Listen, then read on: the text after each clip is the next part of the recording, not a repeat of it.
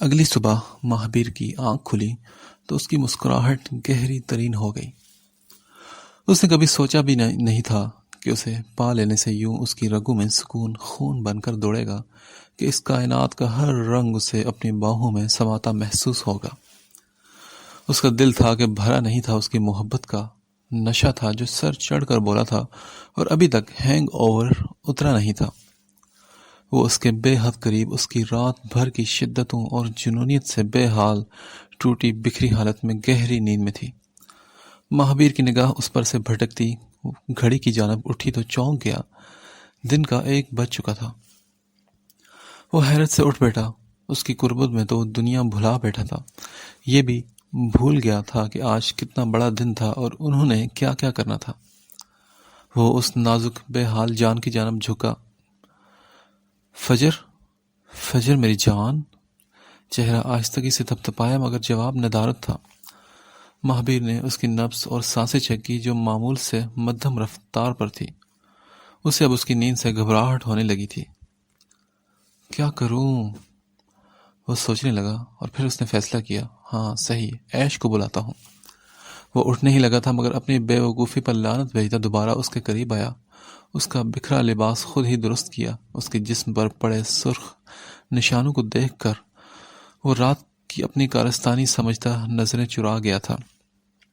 اس نے کمفرٹر درست کیا اور فوراً عیش کو کال ملائی کہ جانتا تھا کہ جے کے تو مفرا کے پاس ہوگا۔ اسے فجر کی بھی فکر تھی اور آج جو اتنا اہم ٹاسک پورا کرنا تھا اس کی بھی فکر تھی۔ وہ آلریڈی بہت لیٹ ہو چکا تھا۔ کچھ ہی دیر میں ایشان نے ڈور ہلکا سا ناک کیا تھا۔ یس کم ان۔ اس نے پرمیشن دی تو وہ اندر داخل ہوا۔ خیریت مہابیر؟ وہ شرارت سے بھرپور بکھرے بکھرے سے کمرے کا جائزہ لیتا آنکھیں گھما کر بولا، شٹ اپ ایش، یہ تم لوگوں نے کس سے پوچھ کر ایسا بےہودہ مذاق کیا تھا؟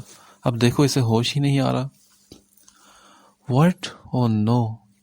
ایشان اب سچ مچ پریشان ہوا تھا۔ آگے بڑھ کر اس کی نبض چیک کی اور آنکھیں کھول کر چیک کیا۔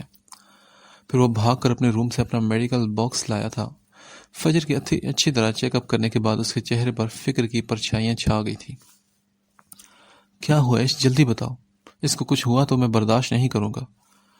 وہ اس کی حالت دیکھ کر تڑپتا ہوا اب سٹل گرا رہا تھا مگر ایشان خاموشی سے اس کا ٹریٹمنٹ کرنے لگا۔ Ish please tell me what happen یار۔ ایش کو اسے انجیکشن لگاتے دیکھ کر اب مہابیر کا میٹر شارٹ ہوا تھا، اس لیے وہ غصے سے بولا۔ مہابیر، کافی ہیوی ڈوز تھی جس نے بہت بری طرح ریئیکٹ کیا ہے اور ایک اور الرجی کی ہے، اور یہ اس ٹیبلٹ سے الرجی کا نتیجہ ہے۔ آپ ایسا کرو بھائی کہ انہیں شاور دو تاکہ باڈی کے یہ نشان مٹ سکے، شاید کچھ ہوش میں بھی آئیں۔ کچھ دیر تک میں آتا ہوں۔ وہ نظر چرا کر بولا تو مہابیر نے غصے سے اسے گھورا۔ اتنے نازک وقت میں نئی ٹینشن اس کے گلے پڑ چکی تھی۔ مہابیر نے جبڑے بھینچے اور ہاں میں سر ہلایا تو وہ جلدی سے روم لاک کرتا باہر نکل گیا۔ پھر مہابیر نے اس پر سے کمفرٹر اٹھایا۔ رات والے لہنگے میں وہ ہوش و حواس سے بیگانہ اسے جتنا سکون دے چکی تھی اب اتنا ہی بے چین بھی کر چھوڑا تھا اس نے۔ وہ اسے اپنے مضبوط بازو میں اٹھائے واش روم میں آیا، اسے لیے شاور چلا کر کافی دیر شاور کے نیچے کھڑا رہا۔ ایشان کی ہلکی سی دستک پر اس نے دروازہ کھولا تھا۔ بیڈ کے قریب آ کر اس نے پھر سے اسے چیک کیا۔ فجر اب سادہ سی ٹی شرٹ اور ٹراؤزر میں کمفرٹر میں نیم دراز تھی۔ ایشان نے اس کی پھر پلس چیک کی تو اب قدرے نارمل تھی۔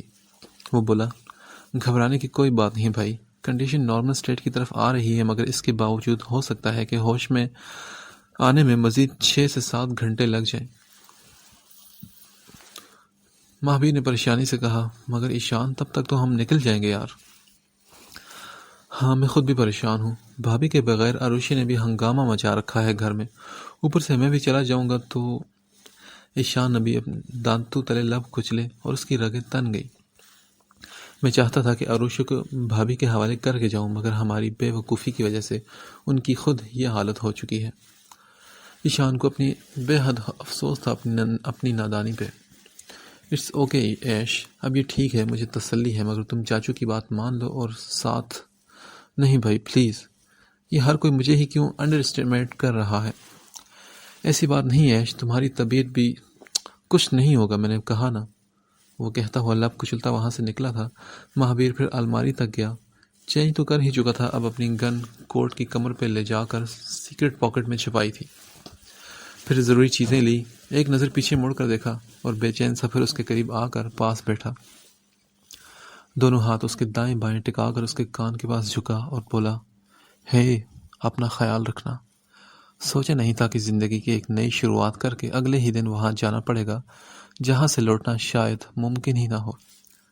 لوٹ آیا تو پھر سے میرا پاگل پن اور شدتیں سہنا پڑیں گی تمہیں۔ ابھی تو یہ مہابیر راسم حفیظ کی محبت کے جنون کی پہلی سیڑھی پر قدم رکھا تھا تمہارا۔ عشق کی معراج کو چھونا تو ابھی باقی ہے۔ اگر میں نہیں لوٹا تو گزری رات کو ایک مدہوشی برا خواب سمجھ کر بھول جانا ہمیشہ کے لیے۔ یہ کہتے ہوئے مہابیر کی آنکھیں نم ہوئی تھی۔ ایک مرتبہ پھر جھک کر اس کے چہرے کو دیوانہ وار چوما۔ وہ کمزور نہیں تھا اور نہ ہی بننا چاہتا تھا، اس لیے وہاں سے اٹھا تو بغیر پیچھے مڑے اسے دیکھے بنا وہاں سے نکلتا چلا گیا۔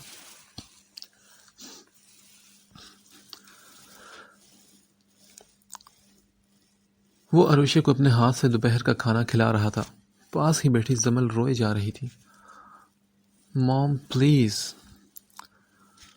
ایشان جھنجھلایا بولا تو زمل بولی، ایشان تم سمجھتی کیوں نہیں بیٹا؟ آپ جے کے کو کیوں نہیں روک رہی؟ اور بڑے پاپا آریان کو کیوں نہیں روکتے؟ چھوٹا بھی ہے وہ۔ ایشان اب شکوہ کناں لہجے میں بولا تو وہ بولی، جے کے کو وہ والا مسئلہ نہیں ہے، اگر تمہاری طبیعت خراب ہو گئی تو۔ زمل بھی جھلا کر بولی۔ ابھی وہ کچھ کہنے کے لیے منہ کھولتا تبھی کبیر روم میں داخل ہوا تھا۔ وہ بولا، چلو عیش، جانے کا وقت ہو چکا ہے، سبھی بیسمنٹ میں پہنچ چکے ہیں۔ وہ سنجیدگی سے بولا تو زمل بولی، کبیر آپ ایسا کیسے کر سکتے ہیں؟ آپ نے کہا تھا کہ ہم صرف نکاح میں شرکت کے لیے پاکستان آئے ہیں، اور تو اور بجائے ایشان کو روکنے کے اسے ساتھ چلنے کا بول رہے ہیں آپ۔ تسلی رکھو زمل، ہم پر بھروسہ نہیں ہے کیا تمہیں؟ کبیر نے اسے سنجیدگی سے جواب دیا۔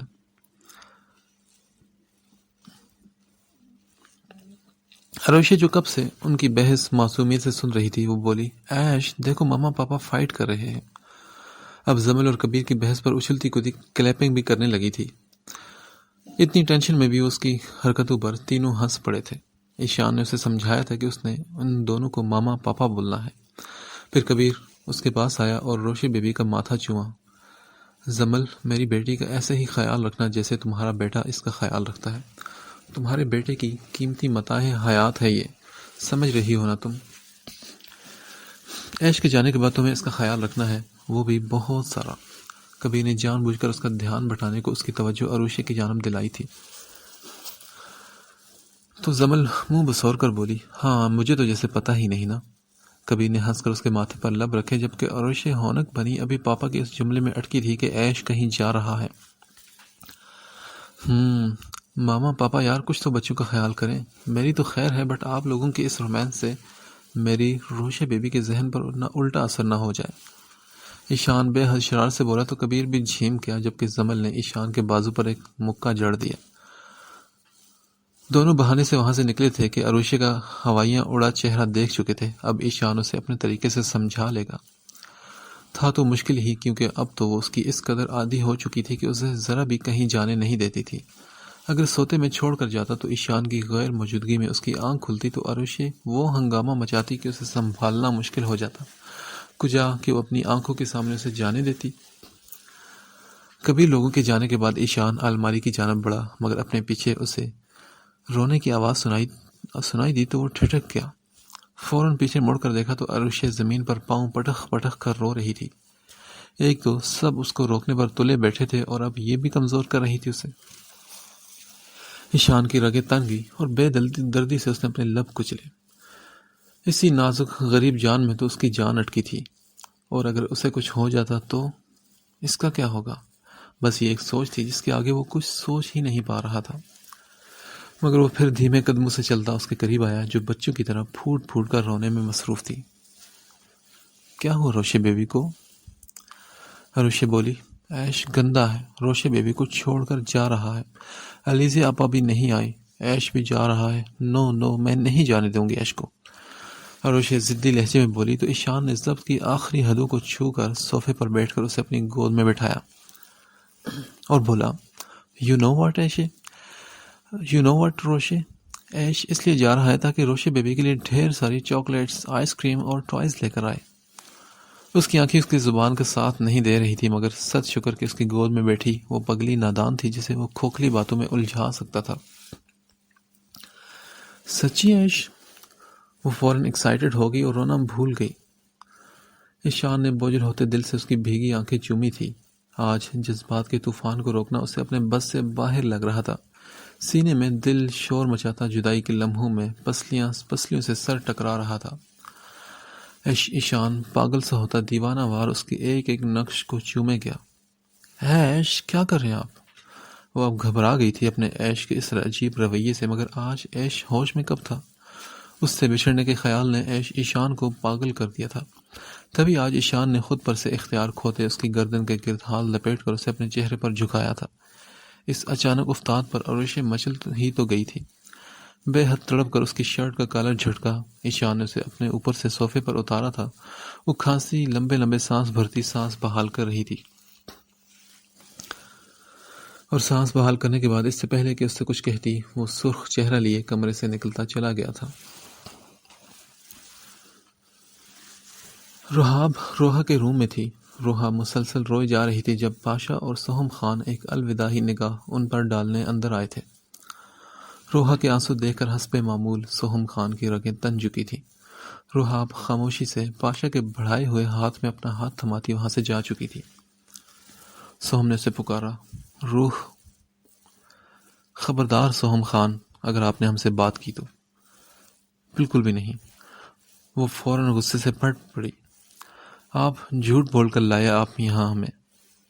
روح جھوٹ نہیں بولا یار۔ وہ بھی پریشان ہو چکا تھا اس کی ایک ہی تکرار سے۔ ہاں مگر سچ بھی تو نہیں بتایا آپ نے نا۔ پہلے آپ نے خود کو اس عذاب میں جھونک کر رکھا، اب ہمارے بیٹے کو بھی اسی میں جھونک دیا۔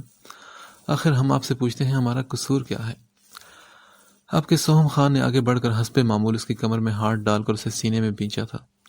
تمہارا قصور یہ ہے روح کہ تم اس سہم خان کے دل کی دھڑکن ہو، اور تمہارے یہ آنسو ہمیشہ کی طرح مجھے دشمنوں سے زیادہ اذیت پہنچاتے ہیں۔ تو میری جان رونا بند کرو، نہیں تو جانا کینسل کر کے ابھی تمہارے ہوش ٹھکانے لگا دوں گا ہمیشہ کی طرح۔ اس بوجھل بھاری گمبھیر آواز کی سرگوشی نے روحا کو ہمیشہ کی طرح بوکھلانے پر مجبور کیا تھا۔ سہم خان، بڑھتی عمر کے ساتھ آپ کے لوفر پن میں مزید 4 چاند لگتے جا رہے ہیں۔ حد ہوتی ہے، بوڑھے ہو گئے مگر آپ کی باتیں اب تک وہی ہیں۔ وہ غصے سے بولی اور خود کو اس کی گرفت سے چھڑانے لگی، جو ہمیشہ کی طرح ہی ناممکنات میں سے تھا کہ وہ سہم خان کی مرضی کے بغیر خود کو اس کی گرفت سے آزاد کروا سکتی۔ سہم بولا، روح اپنی بہو کا خیال رکھنا، اور ہاں تم لوگ جانتی ہو نا سب، کئی مرتبہ ہم گھر ادڑی حالت میں واپس آئے، اس لیے تم لوگ اس سب کو جانتی ہو۔ وہ ابھی انجان ہے، اسے سنبھالنا، جانے کیسے واپسی ہو۔ سمجھ رہی ہو نا میری بات؟ روح نے تڑپتے ہوئے اس بات میں سر ہلایا۔ Oh, that's like my good girl. ہاں اب گڈ گرل کہاں رہی، آپ مذاق اڑا رہے ہیں ہمارا نا۔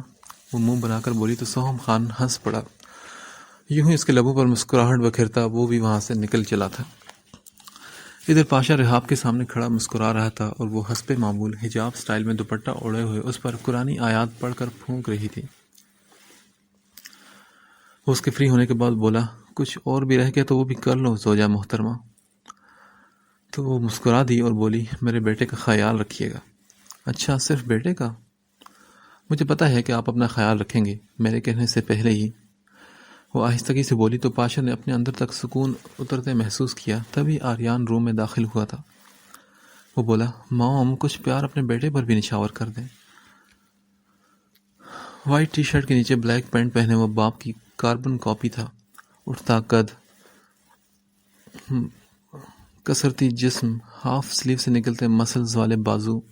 رحاب نے آگے بڑھ کر اسے بھی سینے میں سے لگایا۔ میرے بچے، سارا پیار تمہارا ہی تو ہے۔ اوہ ریئلی زوجہ محترمہ، سچ میں؟ پاشا نے بھی اسے دیکھتے ہوئے کڑے تیول بنا کر رحاب سے پوچھا، تو آریان اور رحاب کہہ لگا کر ہنس دیے تھے۔ جبران بھی جانے کے لیے بالکل تیار کھڑا تھا جب بال برش کرتے آئینے میں اپنے پیچھے اس چھوٹی سی لڑکی کو کھڑے خود کی جانب دیکھتے پایا۔ وہ گہری سوچ میں تھی. کیا تھا یہ شخص؟ زمانے کی سرد و گرم سے محفوظ رکھتا تھا اسے. دوسری جانب اس کا رویہ عجیب تھا. اور وہ کون تھا جس سے وہ اپنا بھوت بتاتا تھا؟ کیسے وہ نرما کے مکروہ عزائم سے سائے کی طرح اس کی حفاظت کرتا تھا؟ ابھی کچھ دیر پہلے ہی اس نے بتایا تھا کہ وہ میڈیکل کا ایک بہت بڑا اور اہم سیمینار اٹینڈ کرنے بیرون ملک جا رہا ہے اور نہیں جانتا کہ کتنے دن لگیں گے اسے. وہ اس کے جانے کا سن کر اندر تک ہل چکی تھی. وہ اس نرما نامی ظالم عورت سے کیسے اپنی حفاظت کر پائے گی؟ وہ بولا، بہت آسان ہے روز. میں تمہاری دھڑکنوں میں دھڑکا کروں گا تو مجھے ہر پل اپنے دل کے قریب محسوس کرو گی، پھر اپنی حفاظت بھی کر پاؤ گی. وہ ٹھہرے ہوئے لہجے میں بولا تو مفرا کو سچ مجھے اس سے خوف محسوس ہوا کہ اس کے دل پر کیا چل رہا ہے، کیسے جان گیا. پھر جبران نے اسے بازو سے کھینچ کر ایک مرتبہ اپنے سینے سے لگایا تھا اور کچھ پل اسے محسوس کرنے کے بعد وہ بھی وہاں سے نکل پڑا تھا. ہاں، مگر نرما سے ایک ملاقات کرنا بھولا نہیں تھا وہ، جس میں اس نے نرما سے کہا تھا کہ اگر اس نے مفرا کو ذرا سی بھی تکلیف پہنچانے کی کوشش کی تو انجام اس کا بہت ہی بھیانک ہوگا. اور نرما اچھی طرح جانتی تھی کہ وہ خالی دھمکیاں نہیں دیا کرتا تھا. وائٹ پیلس پر آج عجیب قسم کی وحشت طاری تھی. رواحہ نے رو رو کر اپنا حشر بگاڑ لیا تھا. وہ نہیں جانتی تھی کہ کوئی ہے جو اس کی یہ حالت دیکھ کر اذیت میں ہے. منی بے بسی سے اس کے پاس بیٹھی اسے ٹوٹتے بکھرتے دیکھ رہی تھی. اوپر سے اروشی نے ایک الگ ہی ہنگامہ مچائے رکھا تھا گھر میں. پہلے تو وہ مچل مچل کر روئی اور کسی بھی چیز سے نہیں بہل رہی تھی، اور اب تو شدید پینک ہو رہی تھی. فجر کی شام 5 بجے کے قریب آنکھ کھلی تھی. بوجھل ہوتی آنکھیں بمشکل ہی کھول پائی اور وہ بڑی مشکل سے اٹھ کر بیٹھی تھی. دماغ پر لاکھ زور ڈالنے کی کوشش کی کہ یاد آ جائے کہ رات نکاح کے بعد وہ اپنے کمرے میں آ رہی تھی. اس کے بعد مہابیر کو ڈرنک دینے کے بعد کیا ہوا کیا نہیں اسے کچھ یاد نہیں آ رہا تھا. اس کا کمرہ خالی تھا، اس کا مطلب کہ وہ جا چکا تھا. لاکھ کوشش کرنے اور دماغ پر زور دینے کے باوجود اسے یاد نہیں آ رہا تھا کہ کیا ہوا تھا کل رات، اور وہ اتنی دیر کیوں سوتی رہی. اس کو تو یہ بھی یاد نہیں تھا کہ اس نے اپنا ڈریس کب چینج کیا. باہر سے آتی اروشے کی اونچی آوازوں سے گھبرا کر وہ فوراً اٹھی تھی، لیکن آنکھوں کے سامنے دنیا گھوم گئی. اب بھی پورے جسم میں درد سا تھا اور سر بری طرح چکرا رہا تھا، مگر وہ پھر بھی ہمت کر کے اٹھی. وہ باہر آئی تو لاؤنج میں سبھی موجود تھے، سوائے ان کے جن کے دم سے اس وائٹ پیلس میں رونق تھی اور زندگی تھی. سامنے سے آشی آتی دکھائی تو وہ رک گئی. وہ اس کے پاس سے گزرنے لگی تو وہ بولی، سنو. یس فجر. اسے فجر کے بلانے پر شدید حیرت ہوئی، کیونکہ فجر بیچاری کو منہ نہیں لگاتی تھی. وہ کہاں ہے اور باقی سب کدھر ہیں؟ مطلب بڑے پاپا، سوہم، ڈیڈ اور کبیر پاپا، کوئی بھی دکھائی نہیں دے رہا. وہ الجھ گئی تھی کیونکہ ان میں سے کوئی نہ کوئی تو ضرور وائٹ پیلس میں موجود ہوتا تھا. آشی بولی، وہ سب کہیں کام سے گئے ہیں اور کچھ دن بعد لوٹیں گے. ایش کا میسج ہے تمہارے لیے کہ تم سے کہوں کہ اروشی کا خیال رکھنا. وہ یہ کہہ کر رکی نہیں چلی گئی. جانے کیوں مگر فجر کو اس کی آنکھوں میں وحشت اور نمی نظر آئی. وہ الجھی تھی، مگر اپنی الجھن ایک طرف رکھتی اروشی کی جانب بڑھی، اور پھر بڑی مشکل سے اس نے اروشی کو بہلایا پھسلایا تھا. پنکی بھی جانے کیوں اپنے کمرے میں صبح سے بند تھی. وہ سب کھانے کی ٹیبل پر بیٹھی تھی. روحا اور زمل آپس میں ہلکی پھلکی گفتگو کر رہی تھی. رواحہ سوگوار سی بیٹھی اپنی پلیٹ میں موجود بریانی کے چاولوں سے ہاکی کھیل رہی تھی. فجر اروشی کے پاس بیٹھی تھی، جو مسلسل ضد کر رہی تھی کہ پہلے ایش کو بلاؤ، مجھے اس کے ہاتھ سے کھانا کھانا ہے. میں اپنی ڈال کو موبائل فون پر ویڈیو گیم لگا کر دوں گی، اور یو نو واٹ، ایش گندا ہے، اس سے کٹی ہو جاؤ. وہ روشی بیبی کو چھوڑ کر چلا گیا. اب جب تک وہ روشی بیبی کے لیے ڈھیر ساری چاکلیٹ اور ٹوائز نہیں لاتا، روشی بیبی بھی اس سے کٹی رہے گی. اوکے. فجر نے اس کے سر پر سے ایش کا بھوت اتارنے کو فی الحال یہی پتہ پھینکا کہ جب تک وہ نہیں آتا تب تک تو سکون آئے. اور یس فجر آپا، ایش گندا ہے، روشی بیبی کو چھوڑ کر گیا، میں اس سے کٹی ہوں. اب وہ بیڈ بوائے ہے، یو نو واٹ. اس نے جاتے وقت روشی بیبی کے لپس پر کٹی بھی کی تھی. وہ برا سا منہ بناتی بولی تو فجر پر بھی گھڑوں پانی پڑ گیا. رحاب، روحا اور زمل بھی کانوں تک سرخ ہوتی ہنس پڑی تھی، جبکہ رواحہ ہونکوں کی طرح سب کو دیکھ رہی تھی. منی بھی رواحہ کے پاس بیٹھی پیٹ پکڑ کر ہنس ہنس کر لوٹ پوٹ ہو رہی تھی. روشی بیبی बुरी बात, अपने फ्रेंड की बातें सबको नहीं बताते। फजर ने उसे डांटा तो वो बोली, नो नो फजर आपा, जब मैं बाथ टब में डकलिंग बन गई थी तब भी हम इमरान हाशमी वाली गेम खेल रहे थे। तब ऐश ने सिर्फ मेरे फोरहेड और चिक्स पर किस की थी, बट आज वो बेड बेड और डर्टी बॉय बन चुका है। रोशी ने गंदा सा मुंह बनाकर मजीद बताया, रोशी बेबी, बेचारे ऐश की मोहब्बत की हांडी भी चुराहे फोड़ने पर तुली बैठी थी। फजर और रवाहा हैरान सी लहू छलकाते चेहरे के साथ अपनी अपनी प्लेट के ऊपर झुक गई थी। यार समल, अपने बेटे से बोलना कि अब रोशी बेबी के करीब आना हो तो पहले उसे समझा दे कि ये सीक्रेट बातें होती हैं, नहीं तो अंजाम सामने ही है। रहाब वहशत भरे माहौल को खुशगवार बनाने की कोशिश करती कहती हंसे गई। समल भी उदासी से मुस्कुरा दी और बोली, गद्दा कहीं का। वो तो अरोशे में खुद को उलझा लिया था उन्होंने, जिसकी मासूम हरकतें और बातें उन्हें हंसने पर मजबूर कर रही थी। अगर अरोशे भी ना होती तो जाने उन सब का क्या होता। मुख्तलिफ ज़राए से होते हुए अब वो सब इस्लामाबाद की एक बड़ी इमारत के बेसमेंट में जमा हो चुके थे। कोई बाय एयर पहुंचा था, कोई बाय रोड, कोई प्राइवेट तो कोई लोकल। गर्ज वो सब अलग अलग होकर आए थे यहाँ। सरबराही कुर्सी पर पाशा बैठा था, उन्हें कुछ ही देर में निकलना था। बस रासिम हफीज़ की जगह पर महाबीर रासिम हफीज़ बैठा था। वो सुपर 8 थे इस वक्त और आज अपना कुछ पुराना हिसाब बराबर करने चले थे। तभी सब स्याह पेंट शर्ट में मुंह पर स्याह रुमाल बांधे हुए थे, स्याह लॉन्ग शूज। बस दहशत ज़दा आंखें थी जो दिखाई देती थी, जिनकी हैबत और कहर दुश्मनों के दिलों पर लर्जा तारी करने वाला था।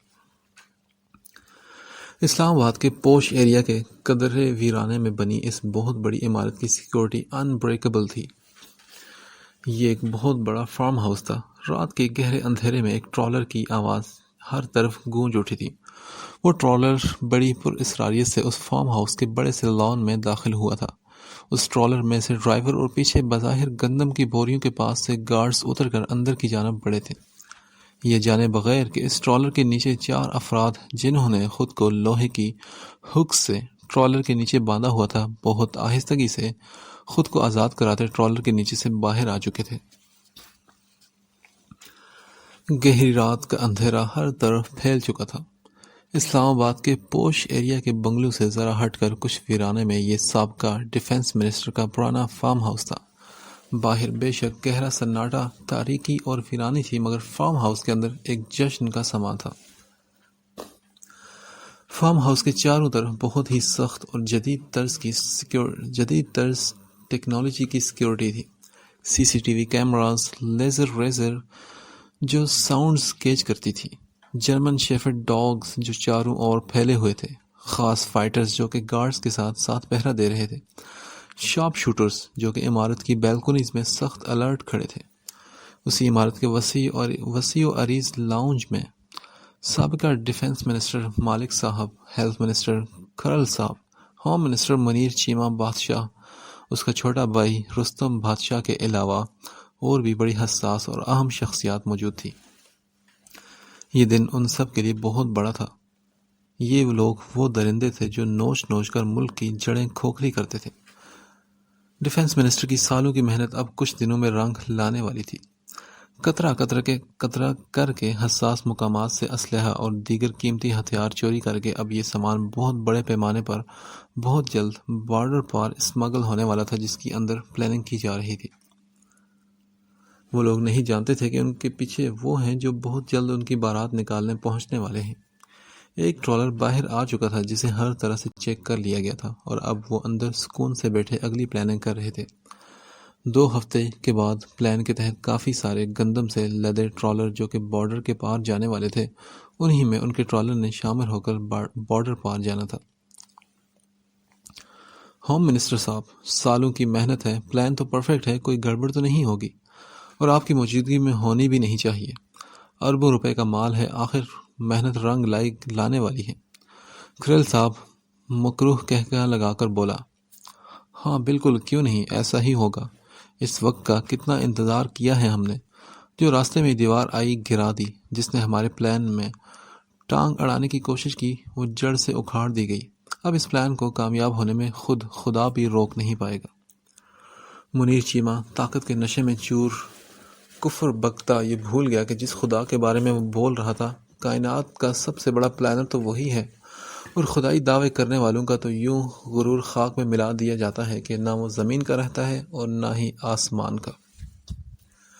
وہ اپنی پلاننگ کرتے رہے، یہ تو وقت ہی طے کرنے والا تھا کہ کون اچھا پلانر ہے اور کون گیم چینجرز، کیونکہ باہر اس ٹرالر کے نیچے سے نکلنے والے وہ چاروں افراد جو مکمل سیاہ لباس میں تھے، اب اتنی سیکیورٹی کی موجودگی میں اپنے ہونٹوں پر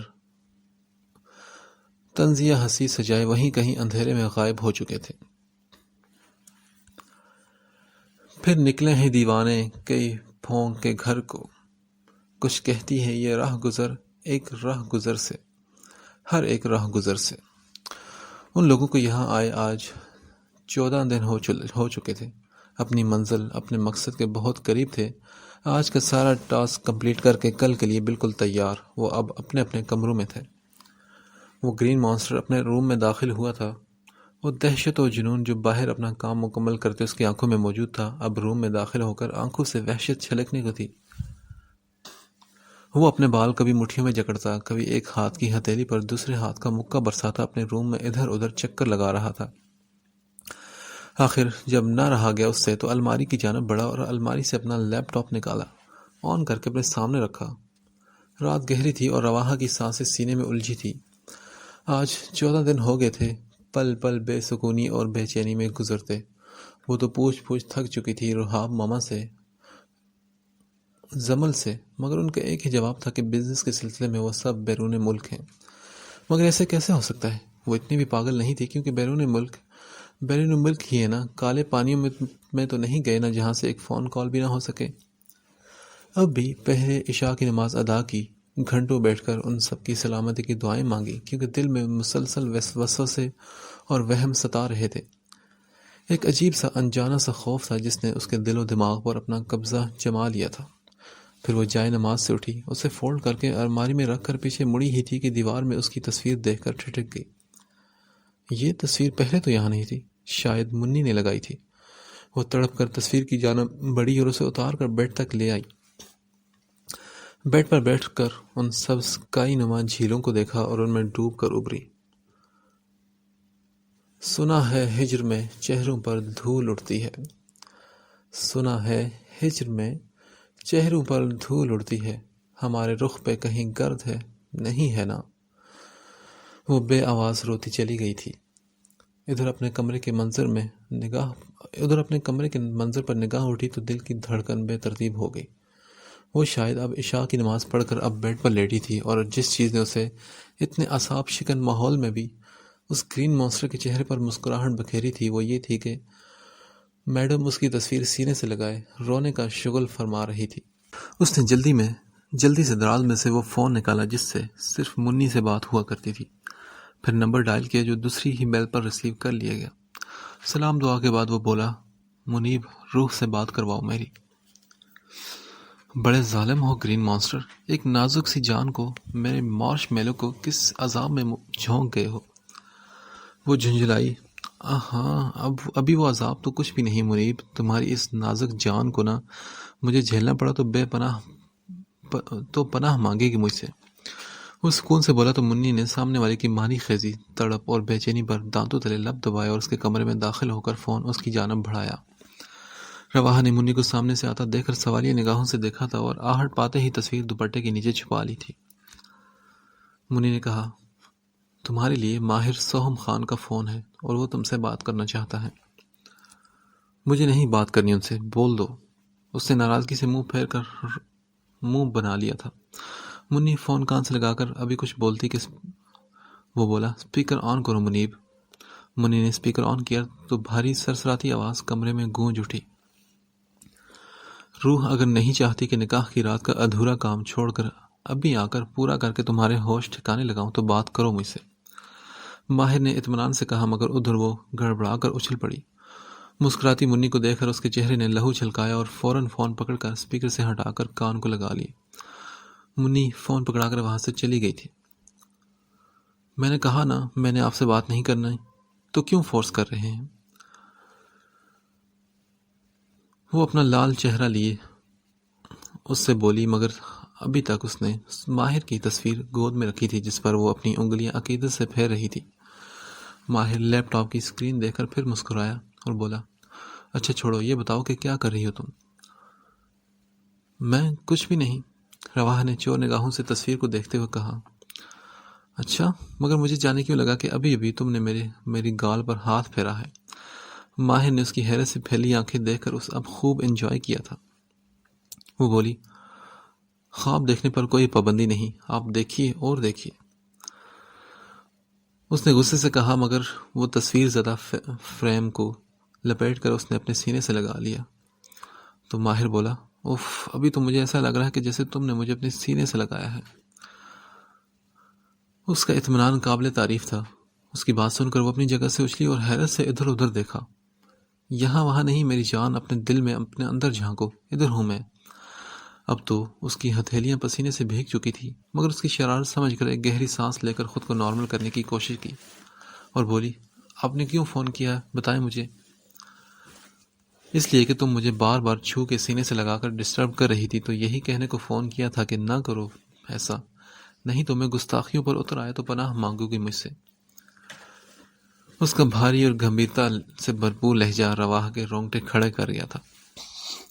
اسکرین پر اس کے ماتھے پہ پسینے کی ننھی ننھی بوندیں دیکھ کر اس کی مسکراہٹ ہونٹوں سے جدا ہی نہیں ہو پا رہی تھی۔ وہ بولی، آپ کو یقیناً کوئی غلط فہمی ہوئی ہے، میں تو کچھ بھی نہیں کر رہی۔ اب کے رواح نے دانتوں تلے لب دبا کر تصویر میں اس کے ماتھے پر اپنے لب رکھے تھے۔ ماہر سوہم خان کے دل میں یہ دیکھ کر گدگدی ہوئی تھی۔ کافی میٹھا اور نرم تھا، سچ میں ماش میلو کی طرح۔ ماہر کے اس شوشے پر بھی وہ چونکی اور بولی، کیا مطلب، آپ کیا کہنا چاہتے ہیں؟ میں یہ کہنا چاہتا ہوں کہ ابھی میرے فور ہیڈ پر جو تم نے لمس چھوڑا ہے اس کی بات کر رہا ہوں۔ اب تو سچ میں رواح پریشان ہو چکی تھی۔ اس کی سانس کا توازن بگڑا تو وہ شاکنگ پنک کرتی شلوار میں پوری کی پوری گلابی ہو گئی تھی۔ ویسے یہ شاکنگ پنک پلس ریڈ میش ملو دکھنے میں بے تحاشا مزیدار لگ رہا ہے۔ وہ گرین مانسٹر تو آج اس کی چھوٹی سی جان اپنی باتوں سے لینے پر تلا بیٹھا تھا۔ وہ بولی، آپ کہاں ہیں؟ آپ مجھے کیسے دیکھ رہے ہیں؟ اس نے سہم کر پوچھا تو وہ بولا، افسوس تو اسی بات کا ہے کہ صرف دیکھ پا رہا ہوں، نہیں تو تمہاری رگ و جان میں اتر جانا تھا میں نے۔ اس کی بات سن کر رواح فوراً سے پہلے کمفرٹر میں چھپ گئی تو ماہر کی مسکراہٹ پھر گہری ہوئی۔ 14 دن کے بعد آج آپ کو میری یاد آئی اور آپ نے فون کیا، کیوں؟ اچھا، تو تم دن گن رہی تھی؟ ماہر نے اس کی چوری پکڑی تو وہ پھر بوکھلا گئی اور فوراً فون بند کر دیا اور ہاتھ بڑھا کر لائٹ بھی آف کر دی۔ ماہر نے اسکرین اندھیرے میں ڈوبی دیکھی تو ایک سر سی آہ بھر لی۔ کامران حسن کو کہیں سے بھنک لگی تھی کہ ان کی بیٹی وائٹ پیلس جاتی رہی ہے، تو انہوں نے ایک ہنگامہ مچا دیا تھا۔ شفا کو پہلی مرتبہ زندگی میں اس قدر ڈانٹ پڑی تھی کہ وہ پھوٹ پھوٹ کر رو دی تھی۔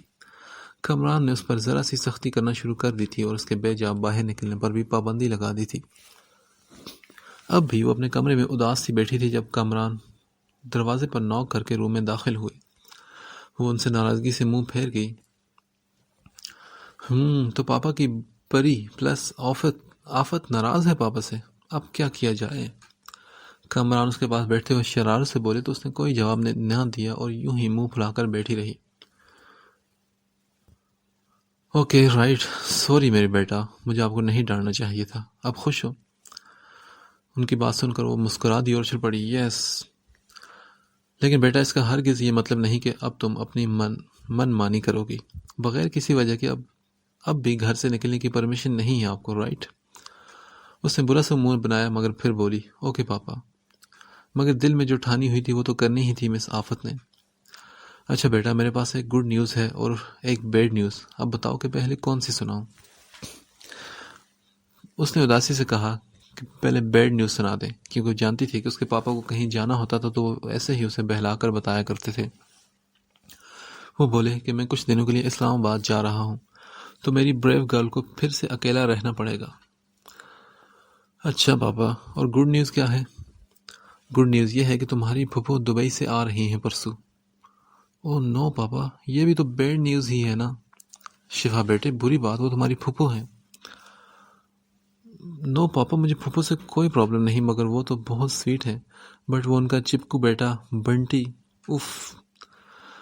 شفا نے ایک کڑوا سا منہ بنایا تو کامران ہنس پڑے اور بولے، بیٹا وہ چپکو نہیں، بس بچپن سے آپ سے فرینڈ شپ کرنا چاہتا ہے اور آپ اتنا ہی اس سے دور بھاگتی ہیں۔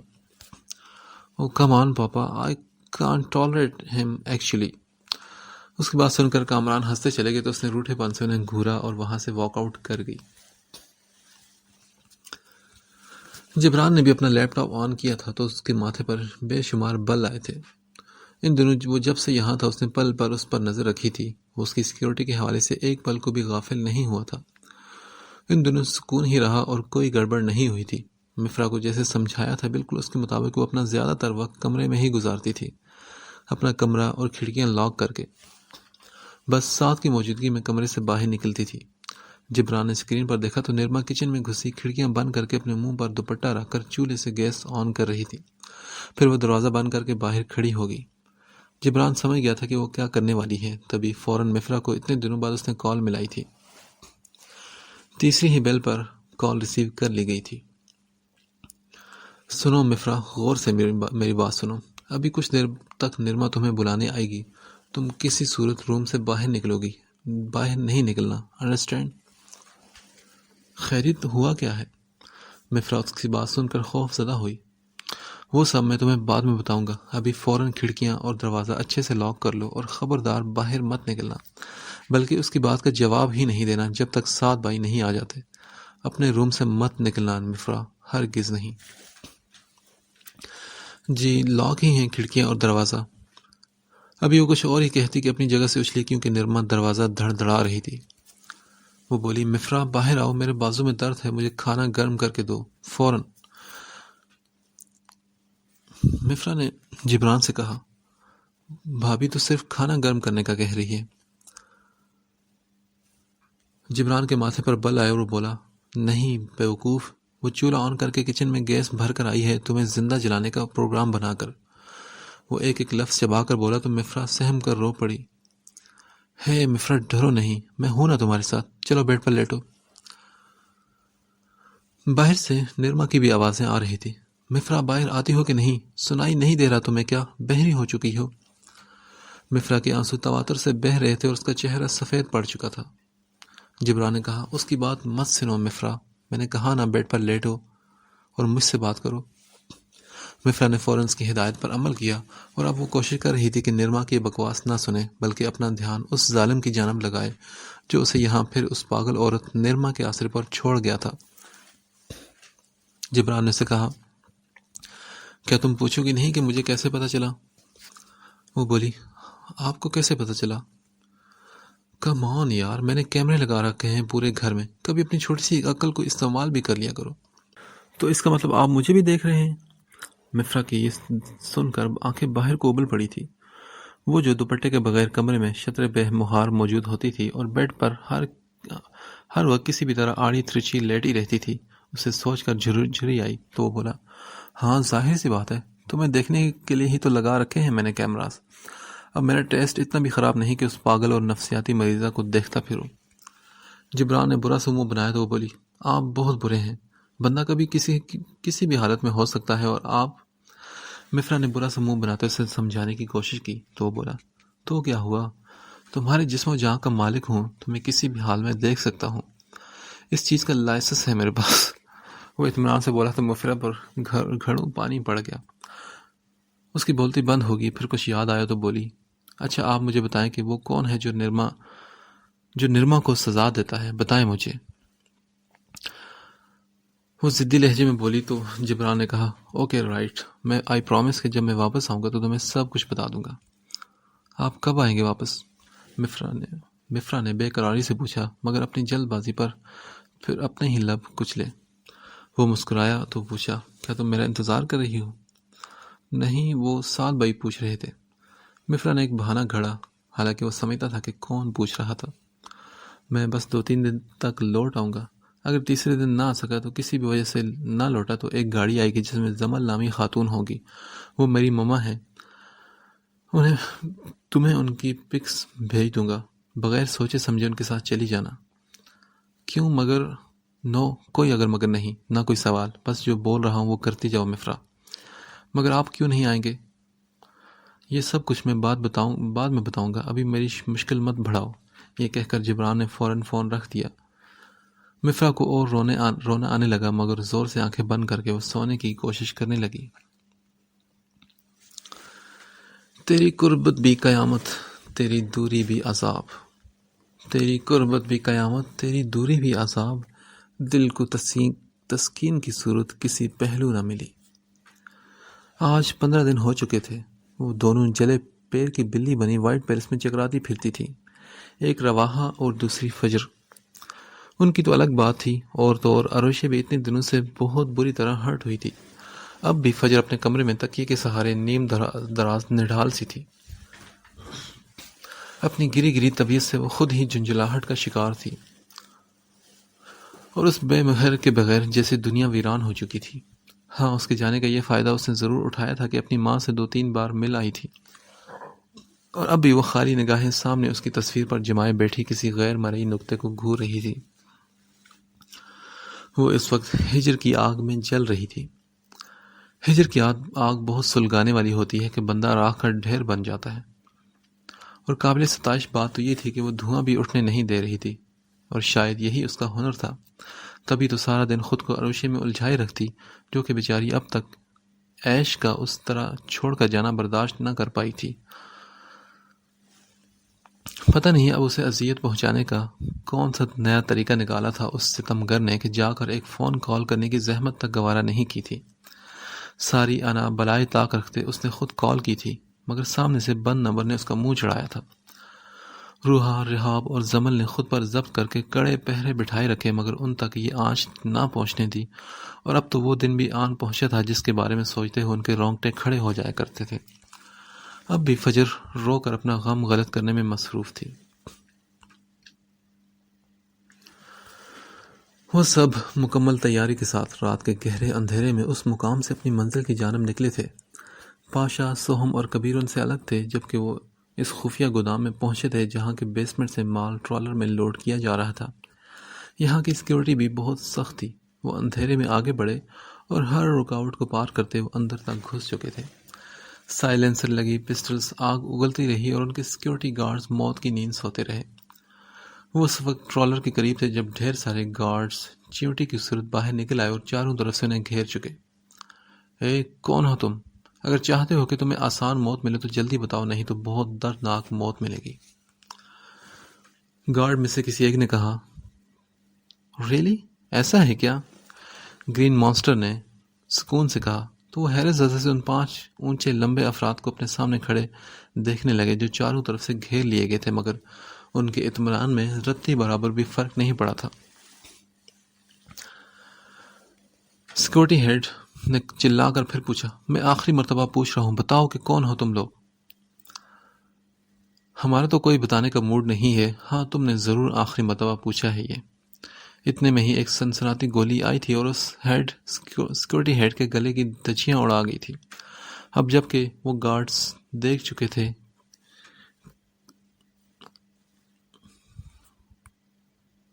وہ سب دیکھ چکے تھے کہ سبھی گارڈز ان کے سامنے تھے اور اندر کوئی بھی نہیں بچا تھا، تو اچانک گودام کی سبھی لائٹس آف ہوئی تھی اور پھر گولیوں کی ایک برسات ہوئی، اور چند ہی پلوں میں تمام گارڈز موت کی نیند سو چکے تھے۔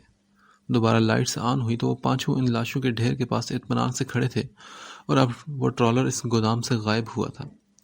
حسب معمول ڈیفنس منسٹر کے فارم ہاؤس میں وہ ٹرالر آ کر رکا تھا، مگر کوئی نہیں جانتا تھا کہ وہ ایکسچینج ہو چکا ہے، اور آج اس کی ڈرائیونگ سیٹ پر جے کے تھا۔ باقی چاروں ان کے گارڈز کے بھیس میں ٹرالر سے نیچے اترے تھے۔ اندھیرے میں آگے بڑھتے وہ گارڈز کو موت کی نیند سلا رہے تھے۔ کوئی نہیں جانتا تھا کہ ان میں سے اکثر گارڈز بھی ان کے اپنے تھے جو تیزی سے آگے بڑھتے اس ان بریکیبل سیکیورٹی کو بریک کرتے جا رہے تھے۔ ان کے آدمیوں نے نہ صرف CCTV کیمرے کنٹرول کر لیے تھے، بلکہ ان کتوں کو بھی بے ہوش کر دیا تھا۔ لیزر ریز بھی بند کی جا چکی تھی۔ تیزی سے اب اوپر کی طرف بڑھتے اب وہ ان ٹیرس پر کھڑے شارپ شوٹر کا صفایا کر رہے تھے۔ اندر وہ سب اطمینان سے اپنی سالوں کی محنت، اپنے پلان کی کامیابی کے لیے جشن کی تیاری کے لیے ڈسکشن میں مصروف تھے، یہ جانے بغیر کہ جلاد ان کی بارات نکالنے آن پہنچے ہیں۔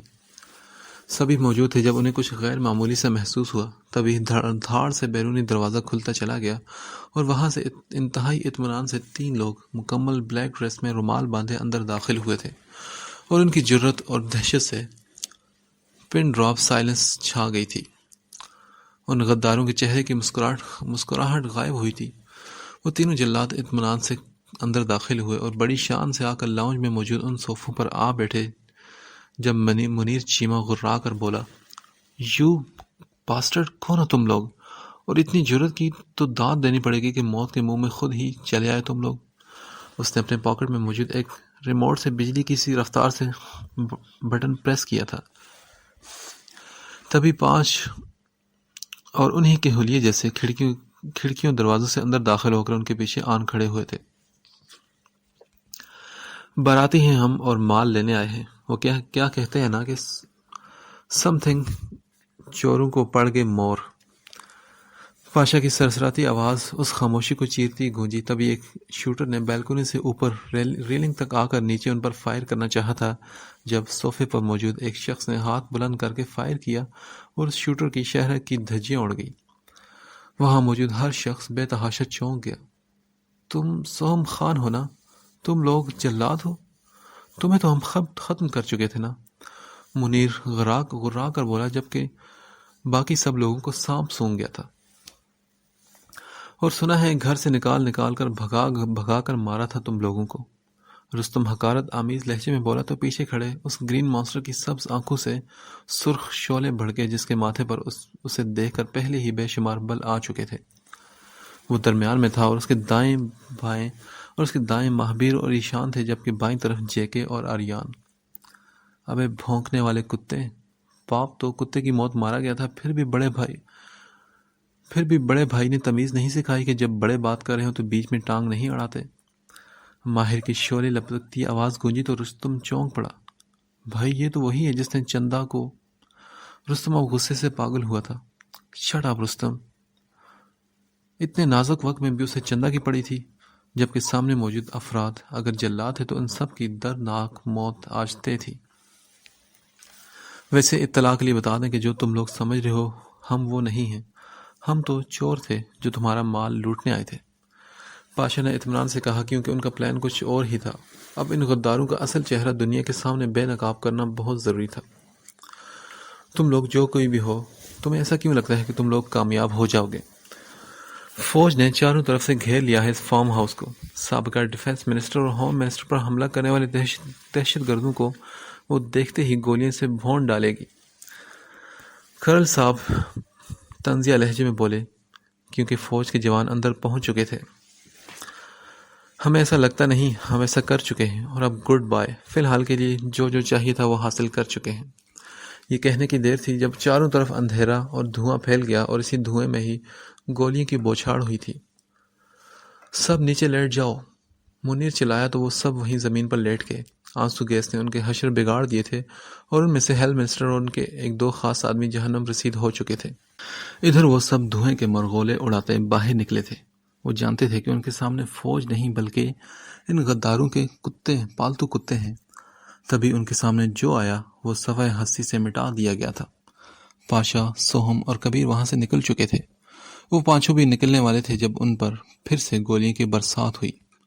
وہ لاؤنج کراس کر چکے تھے اور اب اندر سے آنے والے گارڈز ان پر حملہ آور ہوئے تھے۔ جبران سب سے آگے تھا جب ہمیشہ کی طرح بزدلوں نے پیٹھ پر وار کرتے ہوئے اس کی کمر پر وار کرنا چاہا۔ مہابیر بہت اچانک جیکے کے سامنے آیا تھا۔ 2-3 گولیاں تھیں جو اس کا سینہ چیر کر نکلی تھی۔ ماہر سوہم خان کی گنز شعلے اگل رہی تھی جب ایشان پر نظر پڑی۔ کندھے اور سر اس کا بھی لہو لہان ہو چکا تھا۔ تبھی وہ بے ہوش ہو کر زمین پر گرا تھا۔ ماہر اس کی جانب لپکا تھا جب اپنی پوزیشن سے ہٹا اور دشمنوں کی نظر میں آ گیا۔ تبھی سامنے سے آتی 2 سرسراتی گولیاں اس کے دل کے مقام پر آر پار ہوئی تھی۔ فضا میں بارود کی سمیل پھیلی ہوئی تھی اور ہر طرف لاشوں کے ڈھیر لگے ہوئے تھے، مگر فضا میں ایک مرتبہ پھر دھوئیں کے مرغولے اٹھے تھے۔ فائرنگ ہوتی رہی۔ وہ کتوں کی طرح زمین دھوئیں کی جانب لپکے۔ جب دھواں چٹا تو اپنا سا منہ لے کر رہ گئے، کیونکہ وہاں جگہ خالی تھی اور جلاد وہاں سے غائب ہو چکے تھے۔ مفرا کا دل بہت زیادہ گھبرا رہا تھا. ایک نرما تھی کہ اس کی جان کے پیچھے پڑ گئی تھی، اور ایک وہ تھا جو دوسرے تیسرے دن کا بول کر آج 20 دن ہو چکے تھے مڑ کر فون تک نہ کیا تھا. تبھی اس سے اگلے دن زمل ان کے گھر آئی تھی. جبران مفرا اور سعد کو ان کی پک بھیج چکا تھا کہ یہ اس کی ماما ہے اور مفرا کو لینے آئیں گی، لہٰذا مفرا تو تیار تھی. پھر سعد نے اسے زمل کے ساتھ روانہ کر دیا تھا. وائٹ پیلس آ کر وہ حیران ہوئی تھی اتنے سارے لوگوں کو دیکھ کر، مگر جب تعارف حاصل ہوا تو پھر مطمئن ہوگی، اور اب بس لاشعور میں وہ کسی کی منتظر تھی. آج تقریباً 20 دن بعد آریان نے سب سے پہلے وائٹ پیلس میں قدم رکھا تھا. گاڑی سے اتر کر سن گلاسز آنکھوں سے اتاری. جانے کیوں مگر آج یہ سناٹا اسے بہت برا لگا تھا. تبھی سنجیدگی سے آگے بڑھا، مگر آگے بڑھتے ہی جس ہستی سے پہلا اور بالکل غیر متوقع سامنا ہوا، اس کے ماتھے پر ڈھیر سارے بل آئے تھے. شفا اندھو کی طرح سامنے سے آ رہی تھی، جو فرش پر گرا پانی بھی نظر نہ آیا اور بہت بری طرح لڑکھڑا کر گری.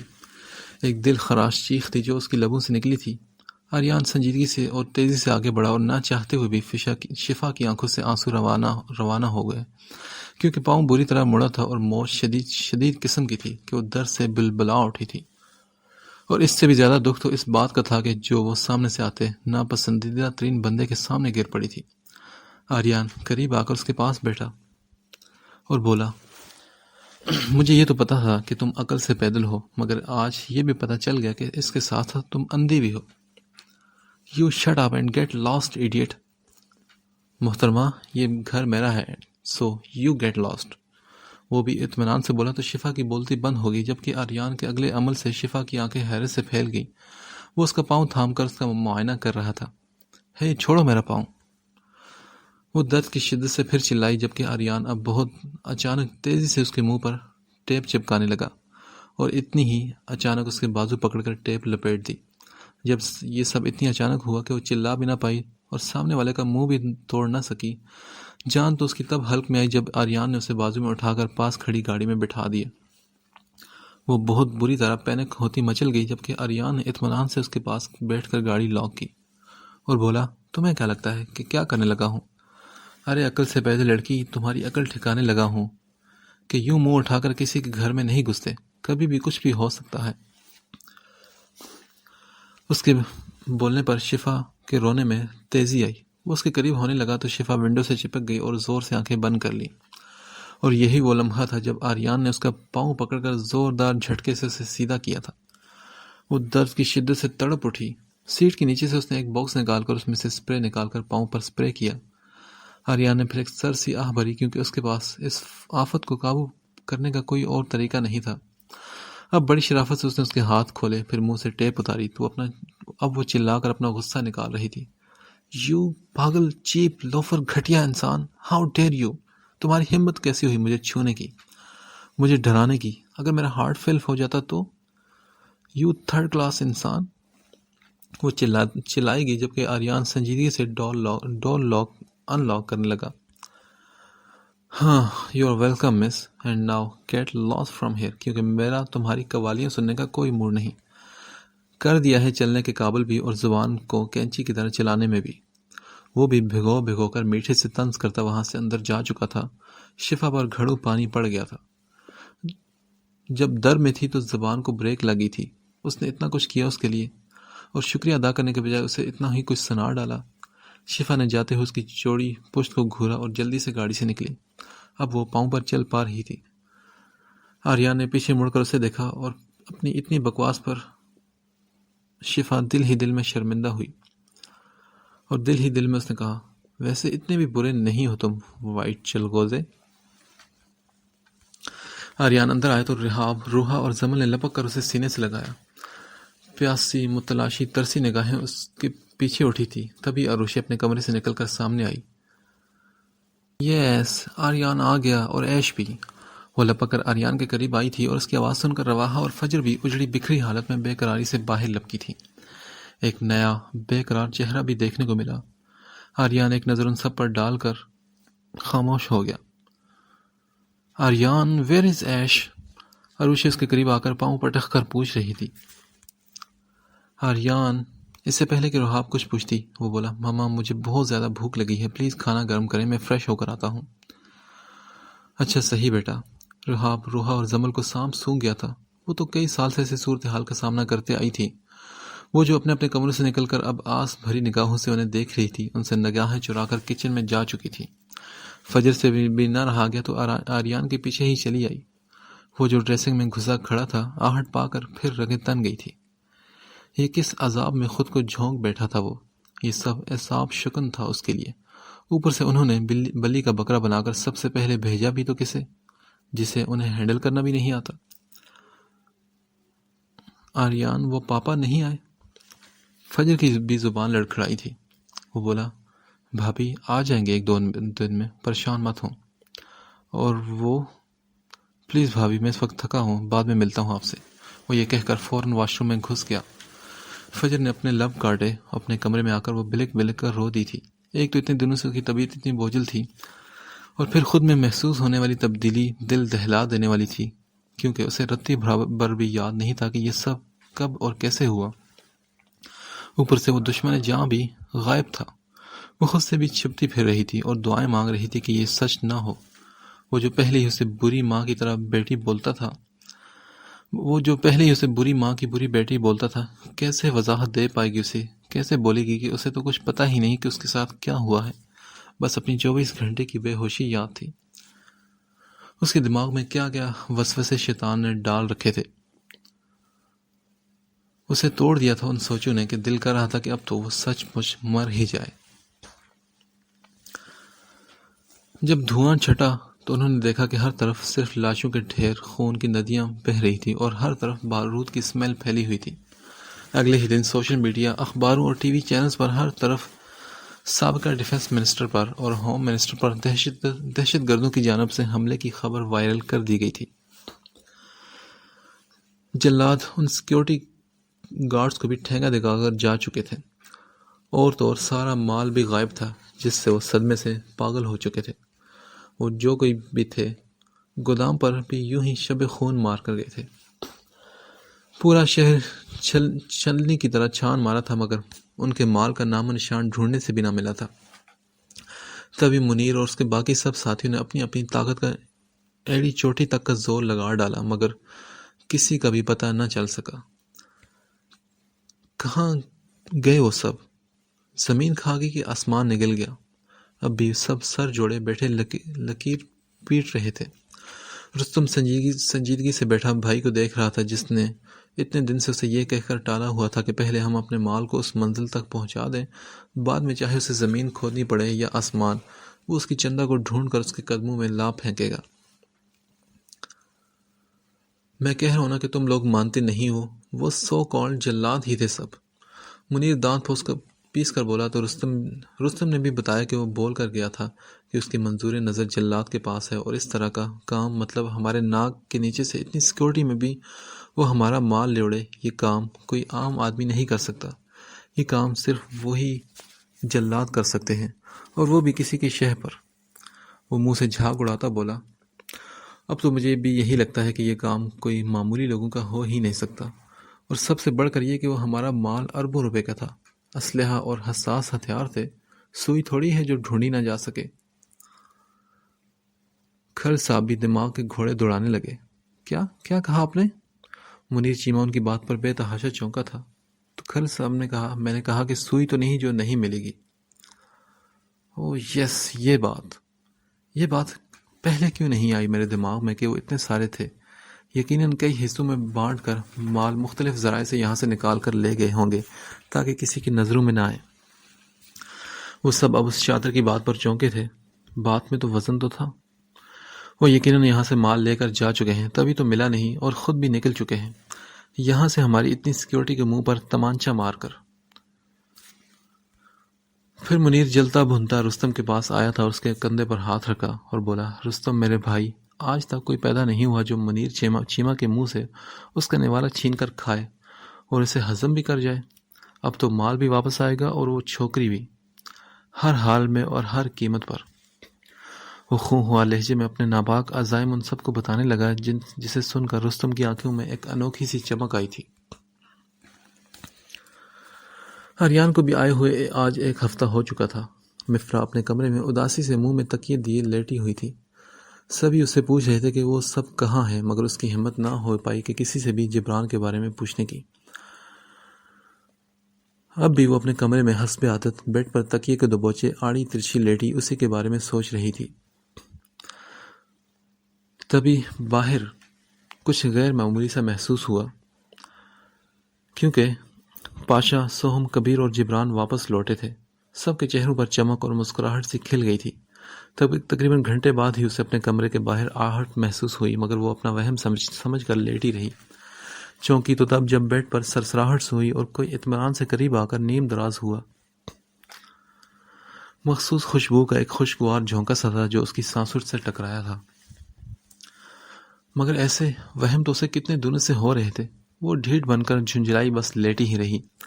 جبران نے گہری مسکان لی، اس کے کمر کو دیکھا اور ذرا سا جھکا اور اس کے کان میں بولا، پنک روز، آپ کب آئے؟ جی، میں تمہارا سرتاج، تمہارے سر کا سائیں، تمہارا مجازی خدا۔ وہ بھی اس کے گال کھینچ کر بولا، ہٹیے میرے اوپر سے۔ وہ مچھلی اور ضدی اور اس کے لہجے میں سنجیدگی اور ناراضگی تھی جو جبران محسوس کر کے گہرا مسکرا دیا۔ جبران نے نرمی سے اسے پوچھا، ناراض ہو کیا بیگم جان؟ وہ روتی ہوئی جھٹکے سے اس کی جانب سے رخ موڑ گئی اور بولی، آپ کو کیا میں جیوں مروں، ناراض ہو جاؤں یا کچھ بھی؟ آپ تو چلے گئے تھے نا مجھے اس نرما کے حوالے کر کے، اب چاہے وہ مجھے جلا کر مار دے۔ مگر جبران اس کی بات پوری ہونے سے پہلے اسے خود میں بینچا اور بولا، مجبوری تھی یار، اور تمہیں ایسے کیوں لگتا ہے کہ میں نے ایک پل کے لیے بھی تمہیں اکیلا چھوڑا؟ تم ہر پل میرے اور میرے گارڈز کی حفاظت میں تھی۔ وہ نرمی سے اسے سمجھا رہا تھا، مگر اس کے بہتے آنسوں میں کمی کے بجائے روانی ہی آ رہی تھی۔ جبران کی بھی آنکھیں نم تھی۔ وہ نرمی سے اس کے کندھے پر لب رکھے اسے محسوس کرتا، جبکہ وہ رو رو کر بے حال ہوتی۔ اس کے بازو میں ہی گہری نیند سو چکی تھی۔ جبران نے بھی اسے سیدھا کیا اور اس کا سر اپنے سینے پر رکھ کر سکون سے آنکھیں بند کر لی۔ پورا 1.5 ماہ انتظار کی سولی پر لٹکی جان نے اسے توڑ دیا تھا۔ کچھ اتنے دنوں سے بوجھل اور گری طبیعت نے جان نڈھال کر دی تھی۔ کچھ اس بات کا ادراک ہوتے ہی کہ جنت سمٹ کر اس کے پاؤں میں سمانے والی ہے، اس کے جسم سے جیسے روح نکل گئی تھی۔ اس نے خود کو عروشے میں الجھا رکھا تھا، دھیان بٹانے کو۔ اب تو 10 دن ہو گئے تھے وہ بھی وائٹ پیلس سے غائب تھی۔ ایک دن صبح وہ سو کر اٹھی اور عروشے کے کمرے میں گئی تو وہ اپنے بیڈ پر تھی ہی نہیں۔ وہ سب سے پوچھ کر تھک گئی کہ عروشے کہاں ہے، مگر سب نے لا علمی کا اظہار کیا جو کہ حیرت انگیز تھا۔ جب دل و دماغ کی یہ وحشت اور یہ عذاب و اذیت ناقابل برداشت ہوئی تو فجر ایک مرتبہ پھر رات کے اندھیرے میں وائٹ پیلس کی طویل سیڑھیاں چڑھ کر اوپر آئی تھی، اور اس بے مہر کے منہ سے خود کے لیے بد کردار کا خطاب سننے سے تو بہتر تھا کہ وہ مر ہی جاتی، جو شوہر کی غیر موجودگی میں اس کی امانت کی حفاظت بھی نہیں کر پائی تھی۔ اب بھی 4th فلور کی ریلنگ پر کھڑی وہ کود ہی جاتی جب پیچھے سے بہت سختی سے کسی نے اس کو اپنی پناہ میں لے لیا اور اسے اپنی جانب گھما کر ایک سناٹے دار تھپڑ مارا تھا اس کے منہ پر۔ وہ حیران سی کھڑی پورے 1.5 ماہ بعد اس کو اپنے سامنے دیکھ رہی تھی۔ یہ سب کچھ اتنا ناقابل فہم اور ناقابل برداشت تھا کہ وہ ہوش و حواس سے بیگانہ ہو کر مہابیر کی باہوں میں جھول گئی تھی۔ اسے جب ہوش آیا تو وہ اپنے بیڈ پر نیم دراز تھی اور پاس ہی وہ پر حدت نگاہوں سے مگر غصے سے اسے گھور رہا تھا۔ مرنے کا اتنا ہی شوق ہے تو مجھے کیوں نہیں بولتی؟ تمہاری مشکل آسان کر دوں۔ کیا تھا یہ؟ کوئی دورہ پڑتا ہے یا کوئی آتما سوار ہو جاتی ہے تمہارے سر پر جو آدھی رات کو چڑھ جاتی ہو ریلنگ پر؟ اب ایک جملے میں مجھے جواب چاہیے اس سب بکواس فعل کا۔ وہ اپنے مخصوص غصے میں دھاڑا تو وہ رو پڑی اور بولی، وہ مہابیر، میں پریگننٹ ہوں۔ یہ کہتے اس کا چہرہ سفید پڑ گیا تھا اور آنسو تواتر سے اس کے گال بھگو رہے تھے۔ تو دنیا کی سبھی بیویاں پریگننٹ ہوتی ہیں، تو تم انوکھی ہو کیا جو جا کر ریلنگ پر چڑھ گئی؟ وہ دانت پیس کر بولا تو وہ حیرت سے اسے دیکھے گئی اور بولی، مگر مجھے نہیں پتا کہ یہ سب کیسے ہوا۔ مہابیر کو اس کی ذہنی کنڈیشن سمجھ کر اس پر ترس آیا کہ اس پاگل لڑکی نے کتنی ذہنی اذیت جھیلی ہوگی، کیونکہ اس ہیوی ڈوز سے اسے کچھ یاد نہیں تھا کہ ہوا کیا تھا۔ مہابیر نے اس کے کمر میں ہاتھ ڈال کر اسے خود میں بھیجا اور بولا، تمہیں ایسے کیوں لگتا ہے کہ اس دنیا میں کوئی ایسا پیدا ہوا ہے جو میرے علاوہ تمہیں چھو بھی سکے؟ اتنے دنوں بعد اس نرم و گداز وجود کو اپنے قریب پا کر وہ مچل ہی تو گیا تھا، تبھی مدہوش اور بے خودی کے عالم میں اس نازک سی گڑیا کی سانسوں کو اپنی سانسوں میں الجھا رہا تھا۔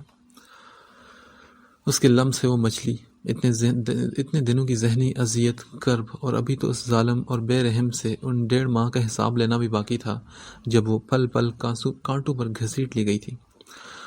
فجر کی صورتحال پر رحم کھاتے مہابیر پیچھے ہٹا اور اس کا لال چہرہ دیکھا۔ وہ بولی، آپ بہت برے اور بدتمیز، سڑیل، اکڑو اور کھڑوس ہیں۔ میں ناراض ہوں آپ سے، شدید قسم والی، اور خبردار جو مجھ سے بات بھی کی، اوپر سے آپ مجھے ہی ڈانٹ رہے ہیں۔ آئی ہیٹ یو مہابیر، چھوڑے مجھے، آئی ریئلی ہیٹ یو۔ آپ مجھے چھوڑ کر گئے، جانتے بھی ہیں کہ میں کس قدر تکلیف میں تھی، یہ سوچ کر کے آئی ہیٹ یو، سنا آپ نے، آئی ریئلی ہیٹ یو۔ وہ چلاتی ہوئی اس کی باہوں میں مچلتی رہی۔ اتنے دنوں کی وحشت اور اذیت کے بعد اب کہیں جا کر سکون ملا تھا۔ مہابیر سکون سے آنکھیں بند کی اسے محسوس کر رہا تھا، جبکہ وہ اس کے سینے سے لگی پھوٹ پھوٹ کر رو رہی تھی۔ پھر اچانک کچھ یاد آ جانے پر وہ جھٹکے سے اس کی پناہوں سے نکلی اور بولی، آپ نے میرے ساتھ میری بے ہوشی کا فائدہ اٹھایا تھا۔ اس کے ایک اور شوشے پر مہابیر نے اپنے دانتوں تلے لب دبایا تھا اور بولا، نہیں، بالکل نہیں۔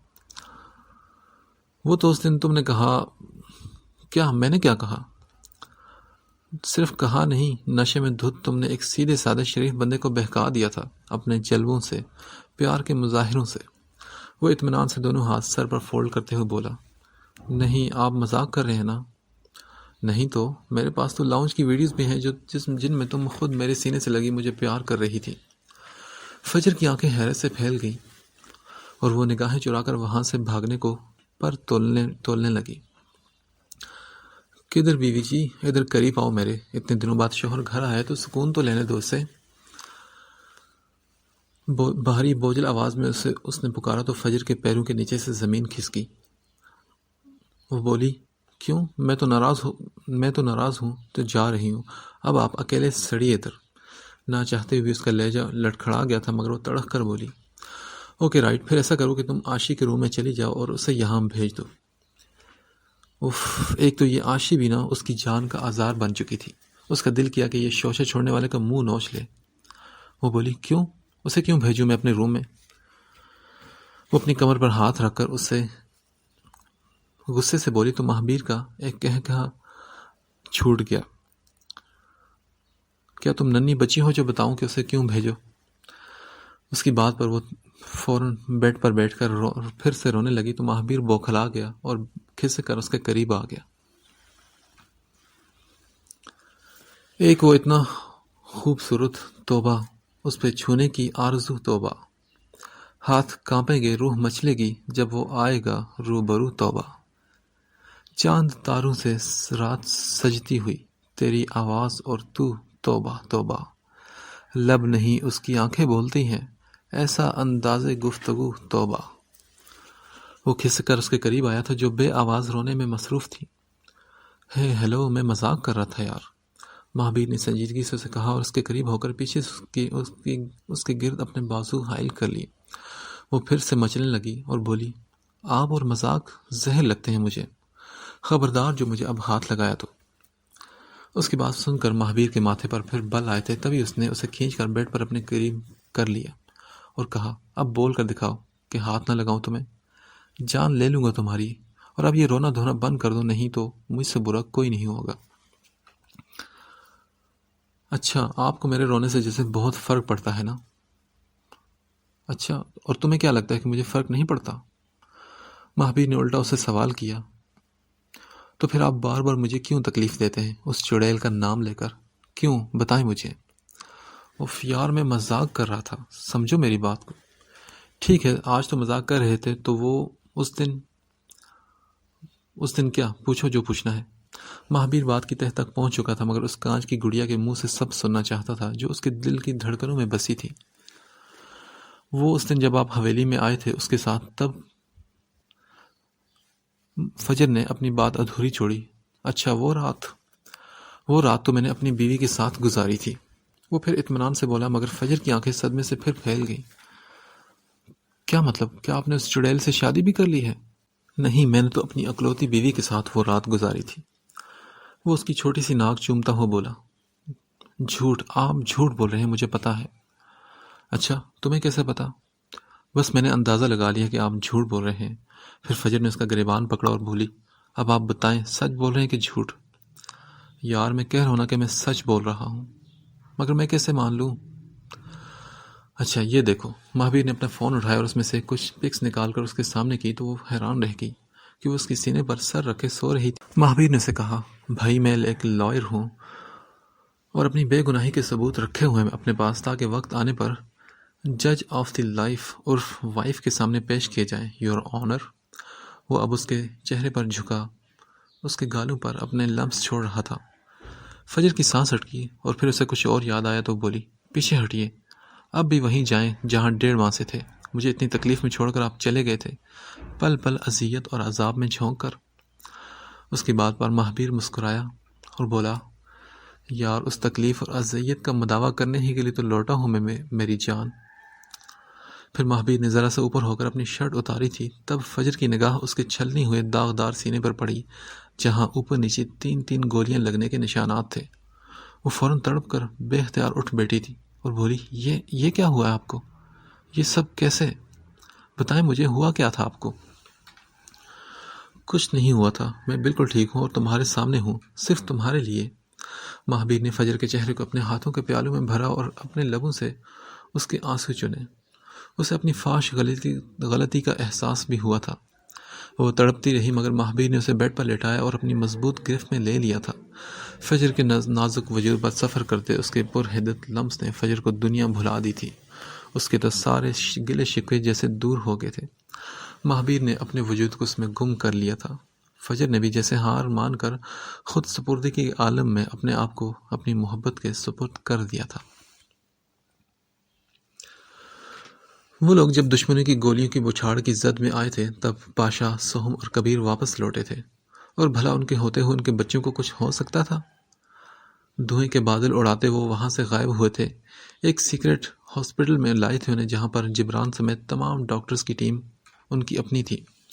مہابیر کو 3 گولیاں لگی تھی مگر خوش قسمتی سے اور ڈاکٹرز اور جبران کی سر توڑ کوششوں اور ان کی دعاؤں سے وہ موت کے منہ سے واپس آیا تھا۔ سرجری کے دوران بڑی مشکلات کا سامنا کرنا پڑا۔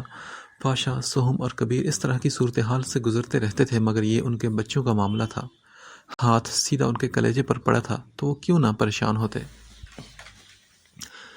ایشان، جو کہ پہلے ہی اس طرح کی ایک لڑائی میں سر کے پچھلے حصے کو گولی چھو کر گزرنے کی وجہ سے مستقل بیمار رہتا تھا، اسے بھی گہری چوٹ لگی تھی اور ڈاکٹر نے کہا تھا کہ زیادہ ٹینشن لینے کی وجہ سے اس پر کبھی بھی بے ہوشی طاری ہو سکتی ہے یا وہ شدید قسم کے سر درد میں مبتلا بھی رہ سکتا ہے۔ اور تو اور ڈاکٹرز نے اسے کہا تھا کہ اب اگر اس کے سر میں دوبارہ چوٹ لگتی ہے تو اس کی زندگی کو بہت بڑا خطرہ تھا، وہ بمشکل ہی سروائیو کر پائے گا۔ یہی وجہ تھی کہ وہ اکثر بیمار رہتا تھا۔ اب بھی اس کی گردن کو گولی چھو کر گزری تو وہ بے ہوش ہوا تھا اور کندھا خون سے بھر چکا تھا۔ ماہر اس کا خون سے سنا کندھا دیکھ کر گھبرایا تھا اور بغیر سوچے سمجھے اس کی جانب لپکا تھا، تبھی دشمن کی پسٹل سے نکلی 2 گولیاں اس کے سینے میں بھی پیوست ہوئی تھی، ایک بالکل دل کے قریب اور دوسری کندھے پر لگی تھی۔ ان سب کی سرجری ہو چکی تھی، تینوں اب خطرے سے باہر تھے مگر کم از کم ایسی حالت میں گھر تو واپس نہیں جا سکتے تھے۔ سب سے کریٹیکل کنڈیشن ماہر کی تھی کہ گولی دل کے بہت قریب تھی۔ سرجری کے وقت بھی ایک بڑا خطرہ سر پر منڈلاتا رہا۔ مہابیر سے زیادہ ان کو وقت لگنا تھا ریکوری کے لیے۔ مہابیر کی سرجری کے بعد جب آنکھ کھلی تو سب سے پہلے اسے اسی دشمن جاں کا خیال آیا تھا۔ وہ نازک جان جسے سہاگن ہونے کا تاج پہنا کر اسے اپنا کر وہ دوبارہ ادھورا چھوڑ آیا تھا۔ وہ جب اٹھنے بیٹھنے کے قابل ہوا تو سب سے پہلے اس پر نگاہ رکھی جو بوجھل ہوتی طبیعت کے ساتھ بیزار منہ بنائے پھرتی رہتی تھی اور گھر کے کونوں خدروں میں چھپ چھپ کر روتی تو مہابیر کو لگتا کہ اس کا وجود بھی پگھل کر ہوا میں تحلیل ہو جائے گا۔ اس دوران اسے یہ بھی اطلاع ملی کہ وہ 2 مرتبہ اپنی ماں سے حویلی ملنے گئی تھی، تب بھی وہ خاموشی سے بس اس سے دیکھے گیا تھا، مگر اس سب کے دوران جو مہابیر کو اس میں وقوع پذیر ہوتی تبدیلیاں محسوس ہوئی وہ خوشگوار ترین تھی، مگر اس کا بھجا چہرہ دیکھ کر وہ بہت کچھ سوچنے پر مجبور ہوا تھا، تبھی جلد لوٹ گیا تھا اپنی زندگی کے پاس۔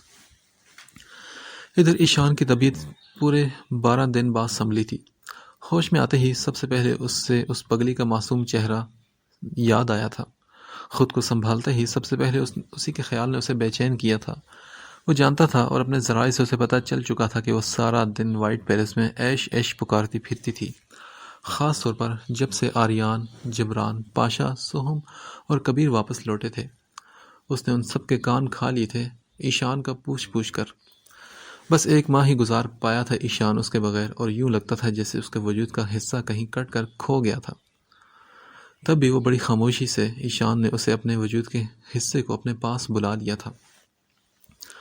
اور ادھر گرین مانسٹر کی بھی حالت کچھ مختلف نہیں تھی۔ 15 دنوں بعد وہ اٹھ کر بیٹھنے کے قابل ہوا تھا، اور اسے بھی اپنی بیوی کے خیال نے دن رات تڑپایا تھا، پل پل جیسے اس کی سینے میں سوئیاں چبھی تھی۔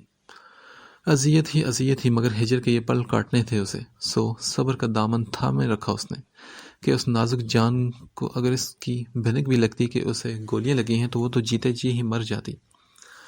پاشا نے مختلف حصوں میں مال بانٹ کر آریان اور اپنے بھروسہ مند آدمیوں کے ساتھ کراچی بھجوا دیا تھا۔ آریان کو واپس بھیجنے کے لیے منانا بھی ایک الگ ہی داستان تھی۔ بہرحال وہ پاشا اور سہم کے کہنے پر جانے کے لیے تیار ہو ہی گیا تھا۔ ان لوگوں سے لوٹا ہوا مال بھی ٹھکانے پر پہنچ چکا تھا۔ 10 دن بعد ماہر اور ایشان کے بے حد اصرار پر وہ سب جبران سمیت کراچی لوٹے تھے۔ ماہر اور ایشان کے علاوہ ایشان کو اسلام آباد میں ایک بہت ضروری کام نمٹانا تھا جس کا اس نے بڑی بے صبری سے انتظار کیا تھا۔ پھر کچھ دنوں بعد جب اس کی حالت کافی بہتر ہو چکی تو ایشان کے دل کی مراد پوری ہوئی۔ اور یہ منظر اسلام آباد میں بنے علیزے اور عروشے کے گھر کا تھا، جہاں اب عروشے کے روم میں وہ بیڈ پر منہ پھلائے بیٹھی تھی اور اس کے بہت ہی قریب ایشان اسے بس دیکھ کر مسکرائے جا رہا تھا۔ وہ بولی، "you are a bad boy, Roshi کٹی ہے تم سے۔ میں نے اتنا سارا مس کیا عیش کو، عیش نہیں آیا میرے پاس، اب تو بالکل بھی بات نہیں کروں گی میں عیش سے۔ Now go out from here. Eshan جو اسے بے ہوشی میں اپنے بیڈ سے اٹھا کر ہیلی کاپٹر میں یہاں لا کر سیدھا اس کے روم میں پہنچا کر اس کے پاس بیٹھا تھا، اور اب جب وہ سو کر اٹھی تو ایشان کو اپنے سامنے پا کر پہلے تو حیران ہوئی مگر اب یاد آنے پر ناراض ہو کر بیٹھی تھی۔ ایشان تو بس اسے دیکھے جا رہا تھا۔ کیا تھا اس چھوٹی سی جان میں کہ اتنی بیماری میں بھی وہ پل پل اس کے لیے تڑپا تھا۔ ایشان کا کٹی والی بات پر کوئی رسپانس نہ دے کر روشے بیوی کا اور بھی موڈ زیادہ خراب ہوا تھا۔ تبھی وہ بولی، بیڈ اور ڈرٹی بوائے ہے ایش۔ روشے بیبی سے اس نے پرومس کیا تھا کہ جائے گا تو ڈھیر ساری چاکلیٹ اور آئس کریم لائے گا روشے کے لیے، but you are a bad boy. ایک دم بیکار ہو گیا ہے ایش تو، اور مجھے نہیں چاہیے۔ اس لیے میں نے مما سے اور سب سے کمپلین بھی کی تھی ایش کی کہ اس نے میرے لپس پر کاٹی کی ہے۔ وہ برا سا منہ بنا کر اس پر انکشاف کر گئی۔ وہ جو اس کی باتیں انجوائے کر رہا تھا، اس کی اینڈ والی بات پر ایشان کی آنکھیں حیرت سے پھیل گئی تھی، مگر اب کیا ہو سکتا تھا؟ اس نے ایک سر سی آہ بھری۔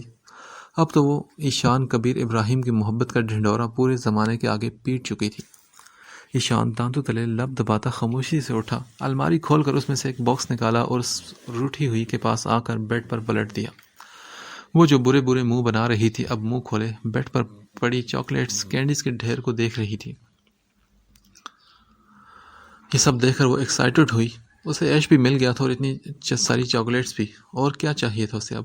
تبھی اس نے بچوں کی طرح اس کے گردن کے گرد بازو ڈال کر اسے شکریہ کے طور پر ہگ کیا تھا۔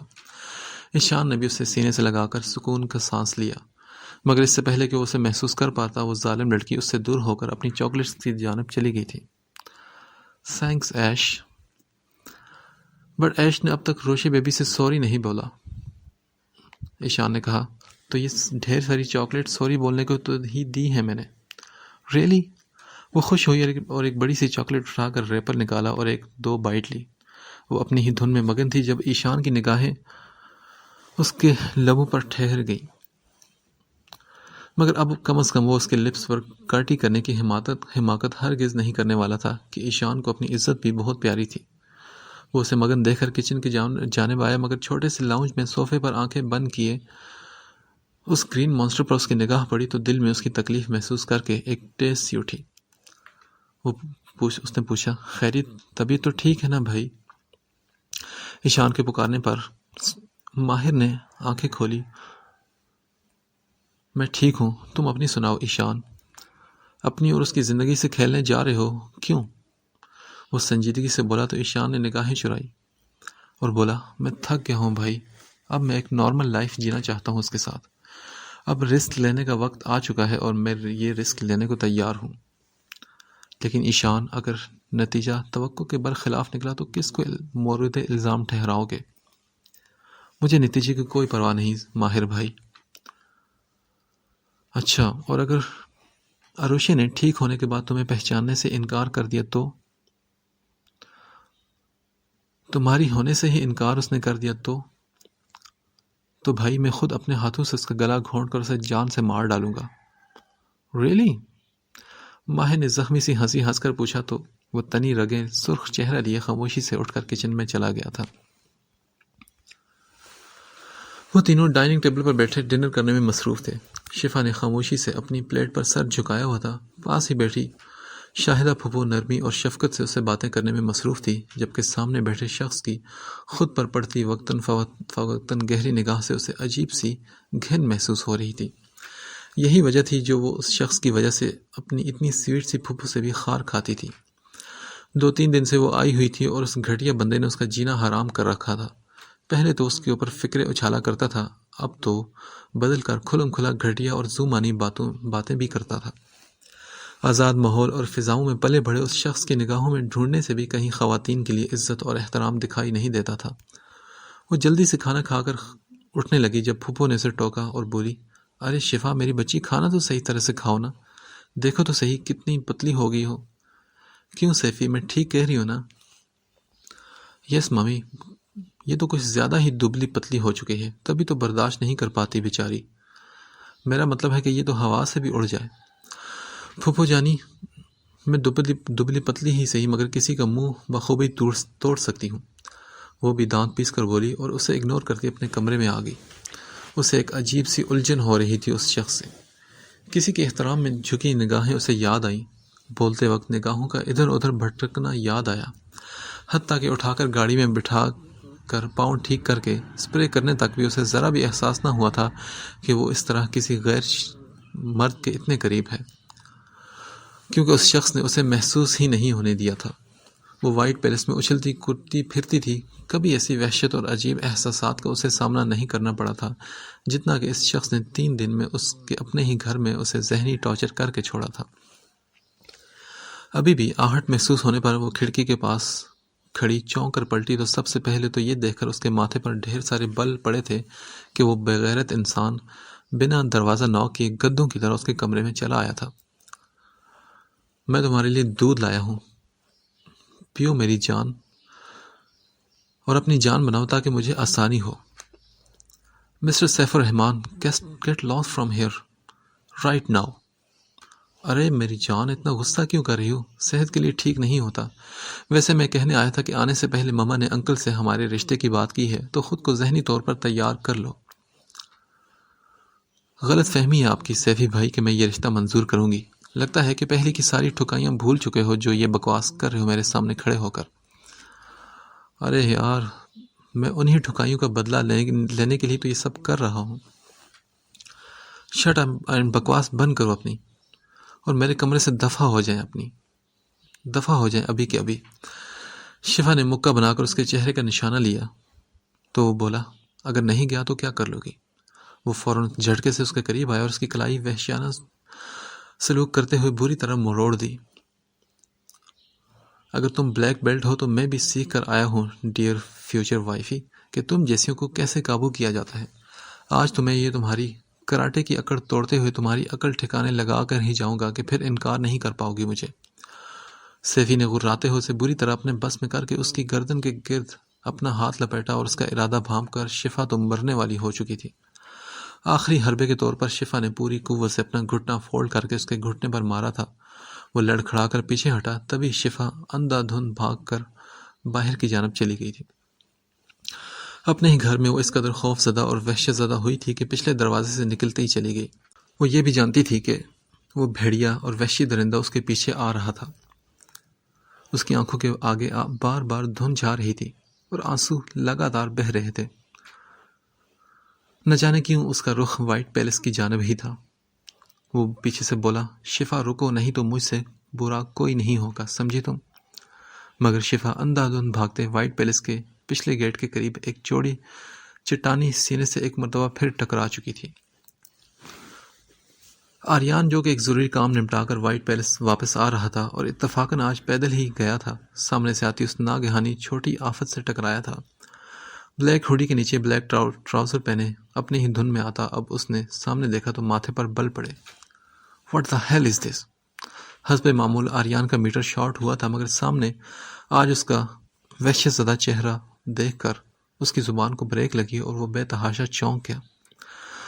ادھر نہ جانے کیوں شفا کو اس کے سامنے پا کر اب مزید رونا آ رہا تھا۔ سامنے کھڑے شخص کا ایک نگاہ دیکھ کر نگاہ پھیر لینا بھی اس نے شدت سے نوٹ کیا تھا۔ آریان نے ٹراؤزر کی پاکٹ میں ہاتھ ڈال کر خلاف عادت نرمی سے اسے پوچھا، واٹ ہیپنڈ؟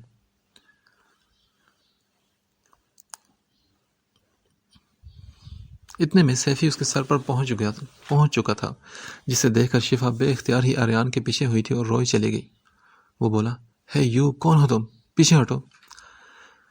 شفا، میرے ساتھ آؤ۔ سیف نے اسے کسی لڑکی کے پیچھے چھپتے دیکھ کر غصے سے کہا۔ تو آریان بولا، میں بوائے فرینڈ ہوں اس کا، کوئی تکلیف ہے تمہیں کوئی؟ Now get lost from here. Aryan نے نہایت اطمینان سے اسے ڈانٹا، جبکہ اس کی بات پر سیف کی آنکھیں باہر کو ابل پڑی۔ شفا نے کوئی ریئیکشن نہیں دیا تو وہ تو اس کے پیچھے کھڑی روئے جا رہی تھی۔ تم بکواس کر رہے ہو، یہ تو میری کزن ہے، اگر ایسی کوئی بات ہوتی تو مجھے بھی پتا ہوتا۔ ریلی؟ پر بات یہ ہے نا کہ ہر بات بھائیوں کو بتانے کے لائق نہیں ہوتی۔ آریان کے اطمینان میں خاطر خواہ کمی نہیں آئی تھی، جس سے سیف کو مزید آگ لگ رہی تھی، بلکہ اسے اس لمبے چوڑے سینے والے اور پھولے مسلز والے لڑکے سے الجھنا ٹھیک بھی نہیں لگ رہا تھا۔ سنو، اب اگر اپنی ہڈیوں کا کچوبر نہیں بنوانا تو ہٹ جاؤ میرے سامنے سے۔ سیف کی گیدڑ بھبکیوں پر آریان کو ہنسی آ رہی تھی۔ وہ بولا، ٹھیک ہے، تم ٹرائی کر کے دیکھ لو۔ اس کی بات پر اس کی جانب لپکا، مگر وہ تو اس کے سامنے کارٹون ہی لگا کم از کم۔ اس کے 2-3 وار آریان نے پینٹ کی پاکٹ میں ہاتھ ڈالے ہی خالی پلٹا دیے تھے۔ اب آریان نے پوری طاقت لگا کر اس کے سینے پر ایک پاؤں جڑا تھا، جس سے وہ سوکھی لکڑی کی طرح ہوا میں اچھلتا ہوا دور جا گرا تھا، اور اسے دن میں ہی تارے نظر آ گئے تھے۔ کافی وقت لگا تھا اسے اٹھنے میں، اس کی ناک سے خون بہنے لگا تھا۔ وہ بولا، دیکھ لوں گا میں تم دونوں کو۔ وہ اپنی بکواس کرتا ہوا وہاں سے اب جا چکا تھا، جبکہ آریان اس کی جانب پشت کیے ہی کھڑا رہا، اور پھر بولا، یہ کینچی کی طرح چلتی زبان اور یہ ہاتھ صرف مجھ جیسے مخصوص لوگوں کے سامنے ہی چلتے ہیں کیا بس؟ وہ اس سے پوچھ رہا تھا، مگر اس کے اگلے عمل نے آریان پر حیرتوں کے پہاڑ توڑے تھے، کیونکہ شفا قریب آ کر اس کے بازو کو دونوں ہاتھوں سے دبوچے سر ٹکائے رونے لگی تھی۔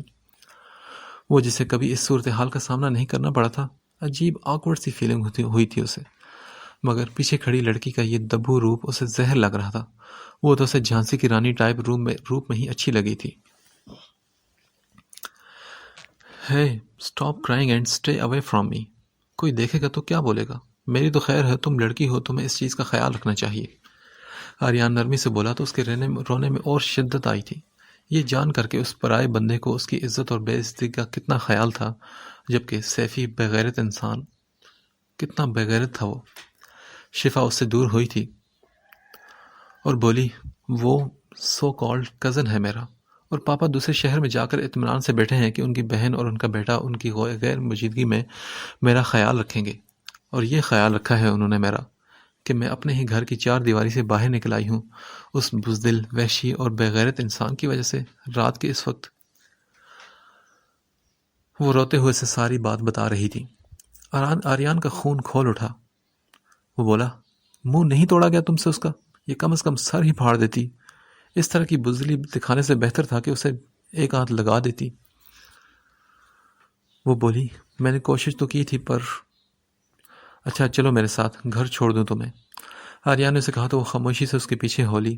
مسلسل اس کی پشت کو دیکھتی وہ کسی اور ہی دنیا میں تھی۔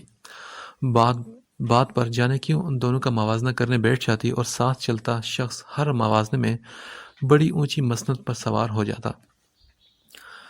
وہ پوچھ کر اسے لیے اس کے گھر تک پہنچا تھا۔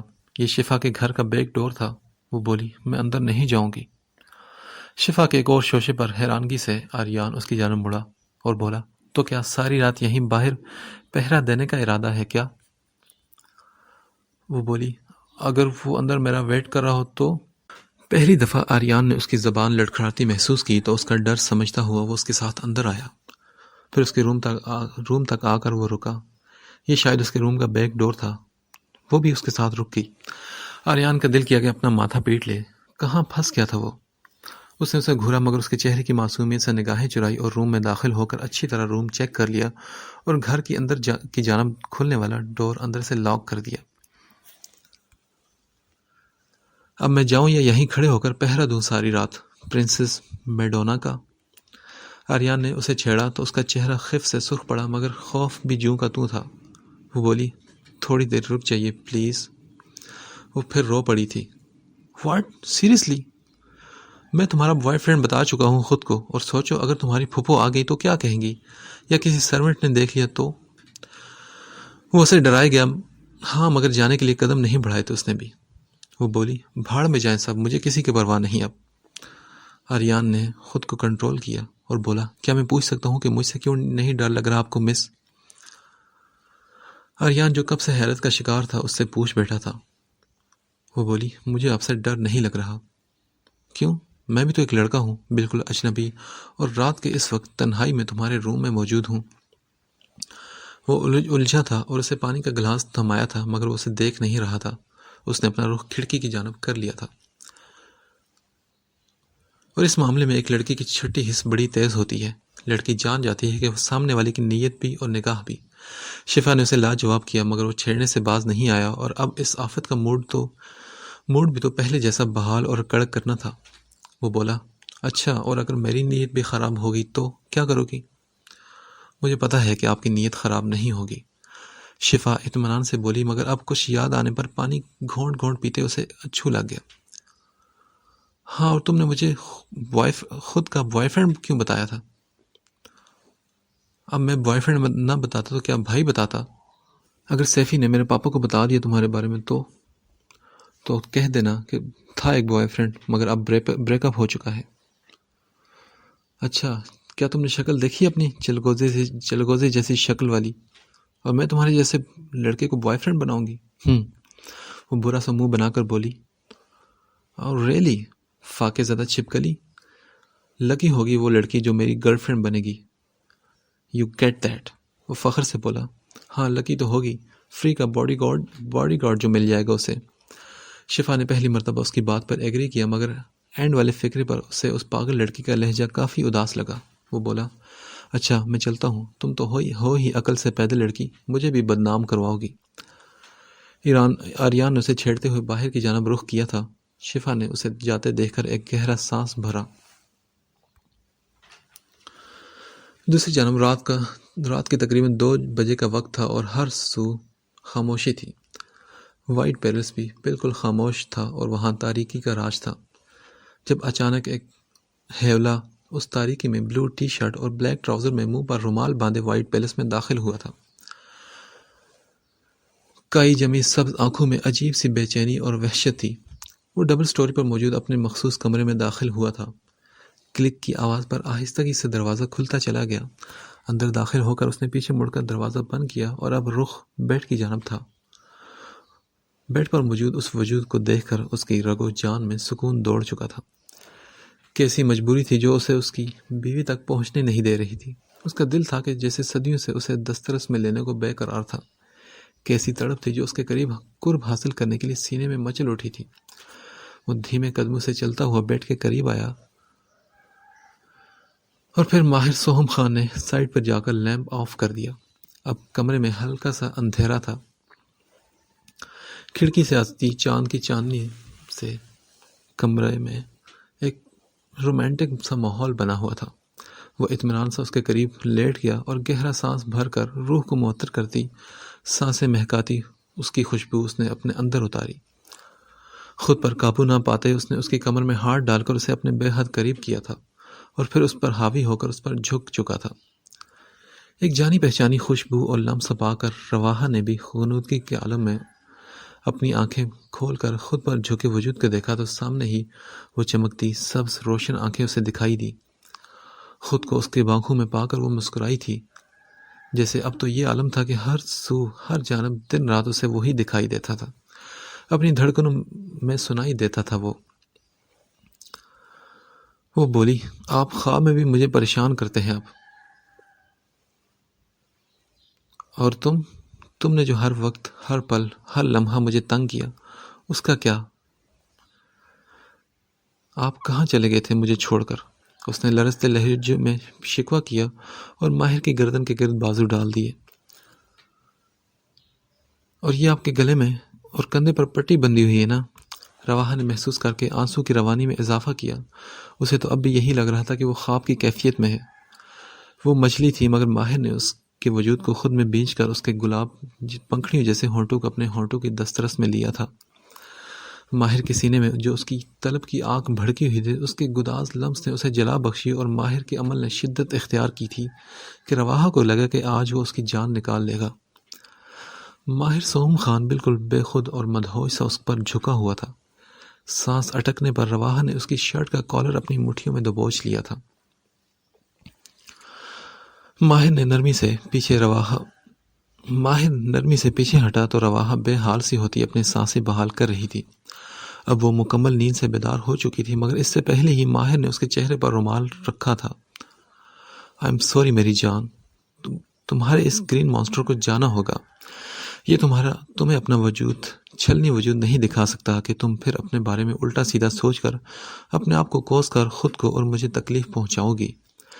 جب تک میں مکمل صحت یاب نہیں ہو جاتا، تم سے دور رہنا مجبوری ہے میری، اور یہ دوری میرے لیے بھی ناقابل برداشت ہے۔ ان گولیوں سے زیادہ تو مجھے تمہاری دوری نے ایک عذاب میں جھونک رکھا ہے۔ اب تم صبح کو سب کچھ بھول جاؤ گی۔ وہ یہ بول کر بڑی مشکل سے اس کے پہلو سے اٹھا تھا، اور پھر روم سے باہر آیا تو سامنے ہی منی کھڑی مسکرا رہی تھی۔ تھینکس یار منیب، میری غیر موجودگی میں اس کا خیال رکھنے کے لیے، اور ابھی کے لیے بھی۔ رک جاؤ سوہم خان، تمہارے اس جان لیوا ہجر کے ناگ نے اس کی رگ رگ میں زہر اتار دیا ہے۔ میں تو ڈرتی ہوں کہ اسے کچھ ہو نہ جائے۔ پلیز منیب، جب تک میں زندہ ہوں بھروسہ رکھو، اس سے بھی کچھ نہیں ہوگا۔ بس کچھ دن اور، پھر میں لوٹ آؤں گا۔ اسی کے لیے تو موت کے منہ سے واپس آ گیا ہوں، تو اب تھوڑے دن اور سہی۔ جانتے ہو نا، اسے میری اس حالت کا پتہ چل گیا تو یہ سمجھ کر کہ اس درندے رستم نے کیا ہے، وہ کتنا ہنگامہ کرے گی۔ کچھ دن اور خیال رکھنا میری امانت کا منیب۔ وہ یہ کہتا ہو وائٹ پیلس جتنی خاموشی سے آیا تھا اتنی ہی خاموشی سے واپس چلا گیا۔ اگلی صبح بوجھل ہوتے سر کے ساتھ اس نے آنکھیں کھلی تو ہڑبڑا کر اٹھ بیٹھی۔ کمرے میں ادھر ادھر دیکھا تو کوئی نہیں تھا۔ تو کیا رات خواب دیکھا تھا اس نے؟ اگر یہ خواب تھا تو اسے اپنی پوری جزیات سمیت یاد کیسے تھا؟ یہ خواب تھا کہ حقیقت؟ اور اگر خواب تھا تو اس قدر حقیقت کے قریب ترین کیوں تھا؟ کیوں اپنی سانسوں میں رچی اس کی خوشبو محسوس ہو رہی تھی؟ اور اگر حقیقت تھا تو وہ دشمن جاں کہاں تھا آخر؟ رواحہ پریشان ہوئی اور بستر سے نکل کر فریش ہو کر کمرے سے باہر نکل آئی۔ ادھر مہابیر چھوئی موئی سی فجر کا ہاتھ تھامے اپنے کمرے سے لے کر باہر نکلا تھا۔ تبھی منی اس کے قریب آئی تھی اور بولی، چلو رواحہ۔ لیکن کہاں؟ اماں ریشما کے کمرے میں، سب کو وہیں بلایا ہے مہابیر نے۔ منی رواحہ کا ہاتھ تھامے آگے بڑھی۔ ریشما کے کمرے میں داخل ہوئی تو عجیب سا جلال تھا ان کے کمرے میں۔ وہ مرعوب ہوئی، یہ دیکھ کر حیران ہوئی کہ وہاں سب موجود تھے، اور پنکی سمیت سبھی تقریباً احتراماً سر جھکائے بیٹھے اور کھڑے تھے۔ جبران اور مفرا بھی ایک طرف کھڑے تھے۔ رواحہ اور مفرا کی آنکھوں میں حیرت اور تجسس تھا کہ اب یہ ہستی کون تھی، جبکہ فجر اطمینان سے مگر شرمائی اور لجائی سے بیٹھی تھی۔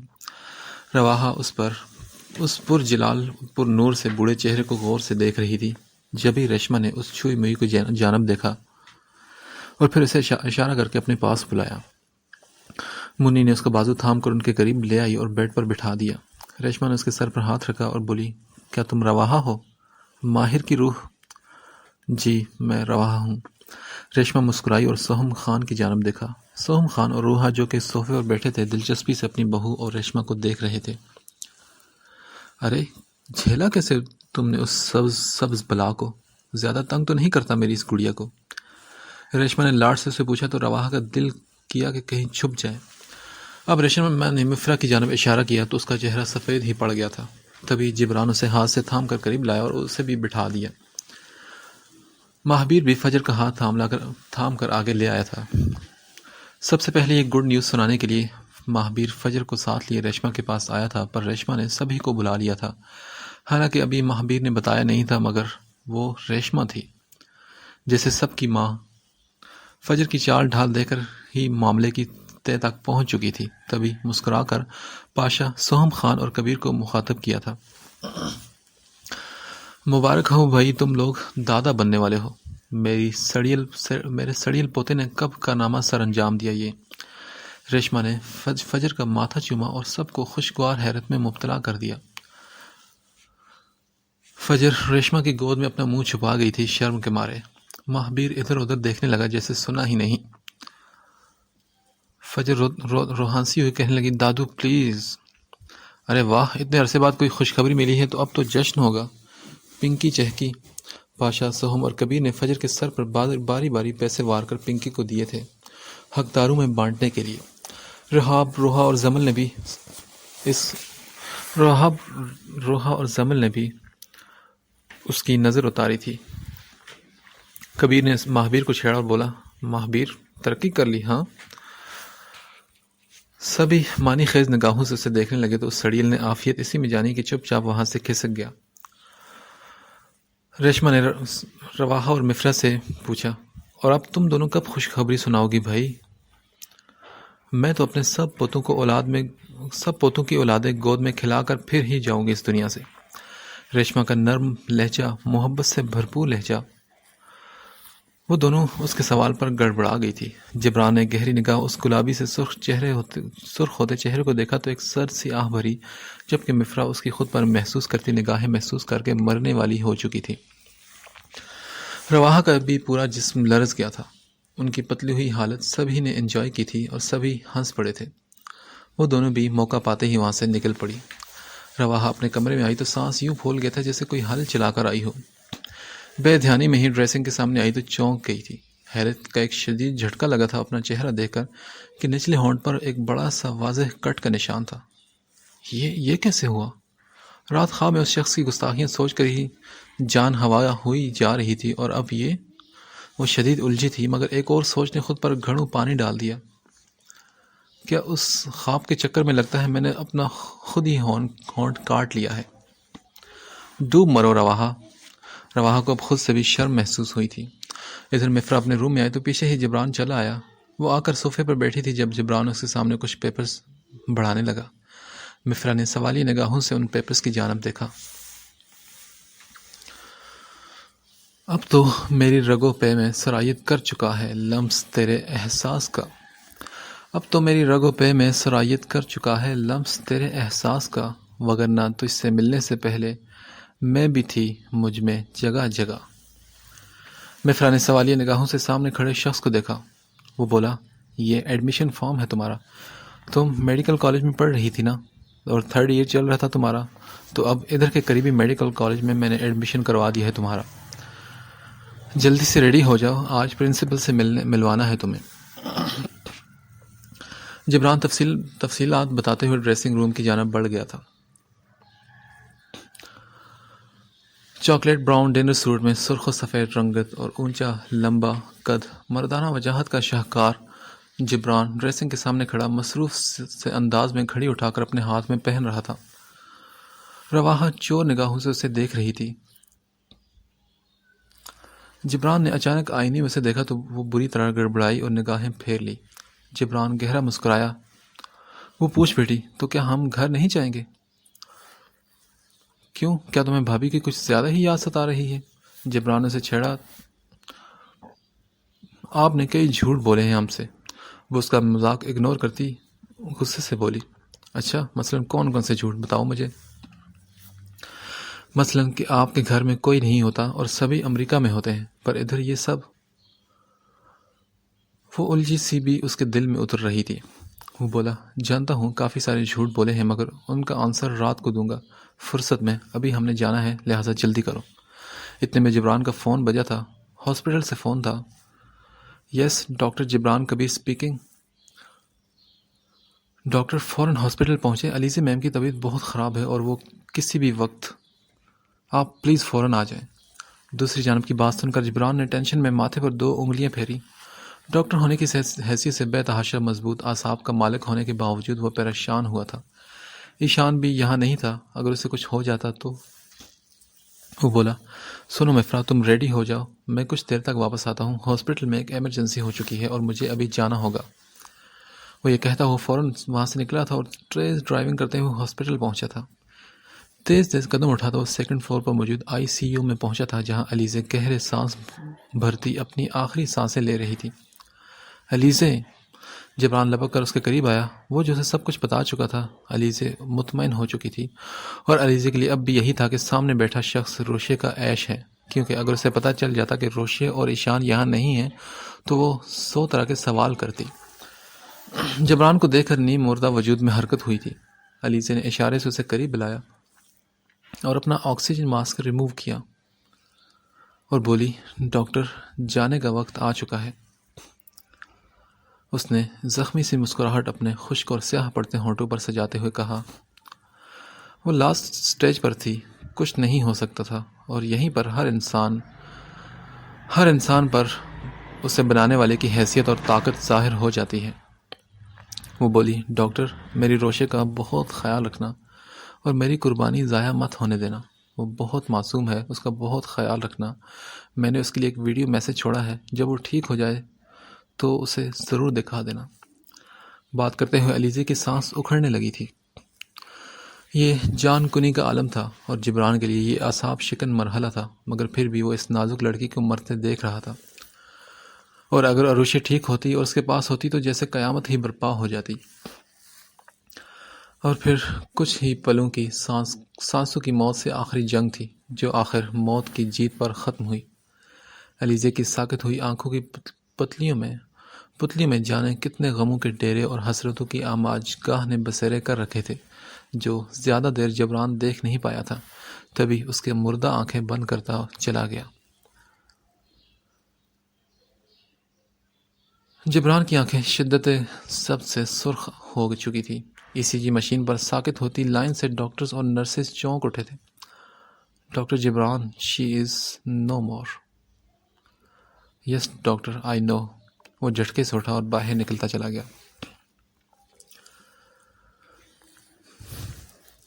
عروشے بیڈ پر اپنے ٹوائز بکھیرے مگن سی بیٹھی تھی۔ ایشان بالکل اس کے سامنے بیٹھا ڈاکٹر جنت سے فون پر بات کر رہا تھا اور انہیں عروشے کی تمام ڈیٹیلز بتا رہا تھا۔ تبھی عروشے بیڈ سے اتر کر ایشان کے قریب آئی تھی، ہاتھ میں ایک خوبصورت ڈال تھی۔ ایشان جو اپنی بات مکمل کر کے فون رکھ چکا تھا، اس کی جانب متوجہ ہوا۔ وہ بولی، یہ دیکھو ایش، میری علیزے ڈال، بالکل آپا جیسی بیوٹیفل سی، میری پرنسس۔ ایش، آپا کب آئیں گی؟ اتنے سارے ڈیز ہو گئے ہیں آپا نہیں آئی۔ ایش آ گیا بٹ آپا ابھی تک نہیں آئی۔ مجھے مجھے آپا چاہیے، مجھے علیزے چاہیے۔ وہ جانے کیوں مگر ضد سی کرنے لگی۔ تبھی ایشان کے موبائل پر میسج بلنک ہوا۔ میسج جبران کا تھا۔ اس نے کھول کر دیکھا تو اس کے پیروں کے نیچے سے زمین کھسک گئی۔ کیسی روح فرسا خبر تھی۔ سامنے اس معصوم چہرے کو دیکھا جو ابھی تک علیزے ڈول کو چومنے میں مصروف تھی۔ ایش ٹیل می ناؤ، آپا کب آئیں گی؟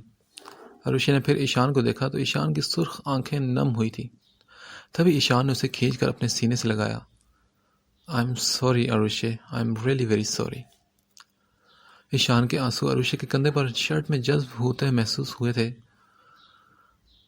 واؤ، وائی، واٹ ہیپنڈ ایش؟ کس نے مارا میرے ایش کو؟ ابھی بتاؤ، میں ابھی ماروں گی اس کو۔ عروشے اس کے کندھے پر ہاتھ رکھ کر اس کی نم ہوئی آنکھیں دیکھ کر بولی۔ ایشان نے روتے ہوئے اپنی کارٹون کو دیکھ کر مسکرایا اور بولا، کسی نے نہیں مارا، ریلیکس ہو جاؤ۔ کیا ایش سیڈ ہے؟ یس عروشے، ایش سیڈ ہے۔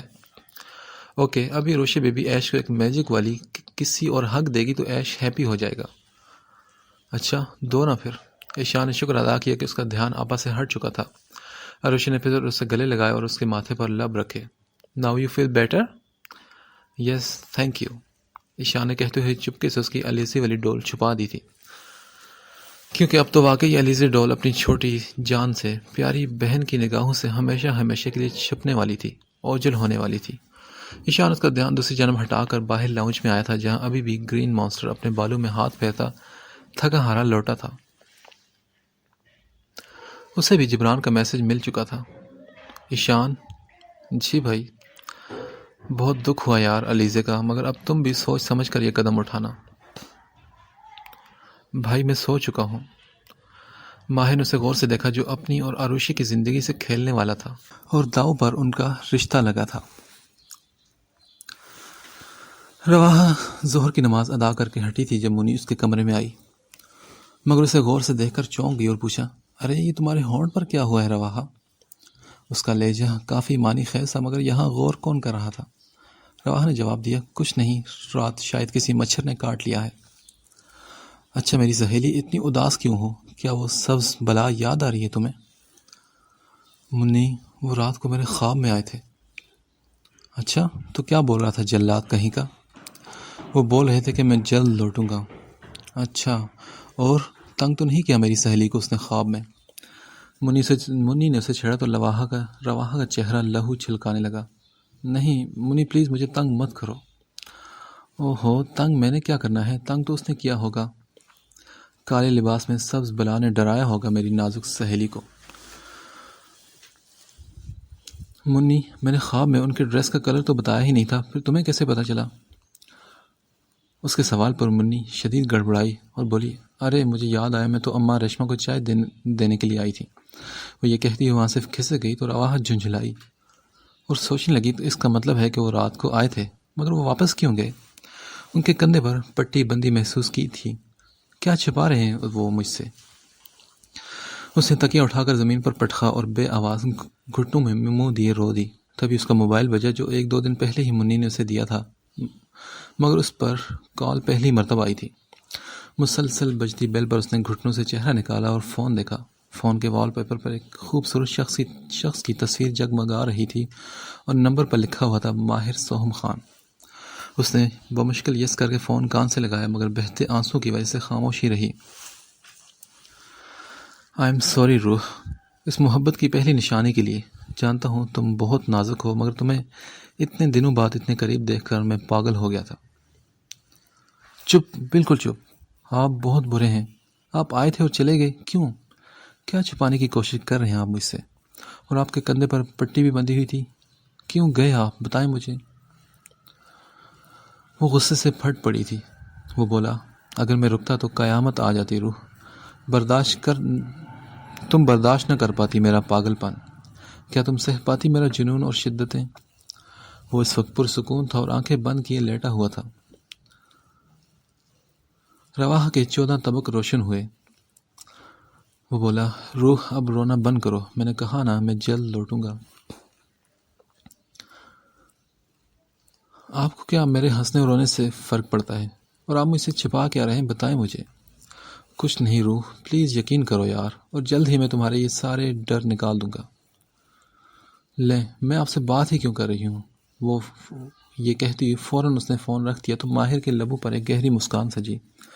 اسے اپنی رات کی کارگزاری یاد آئی تو ایک مرتبہ پھر اس کی رگ و پہ میں سرور سا دوڑ گیا۔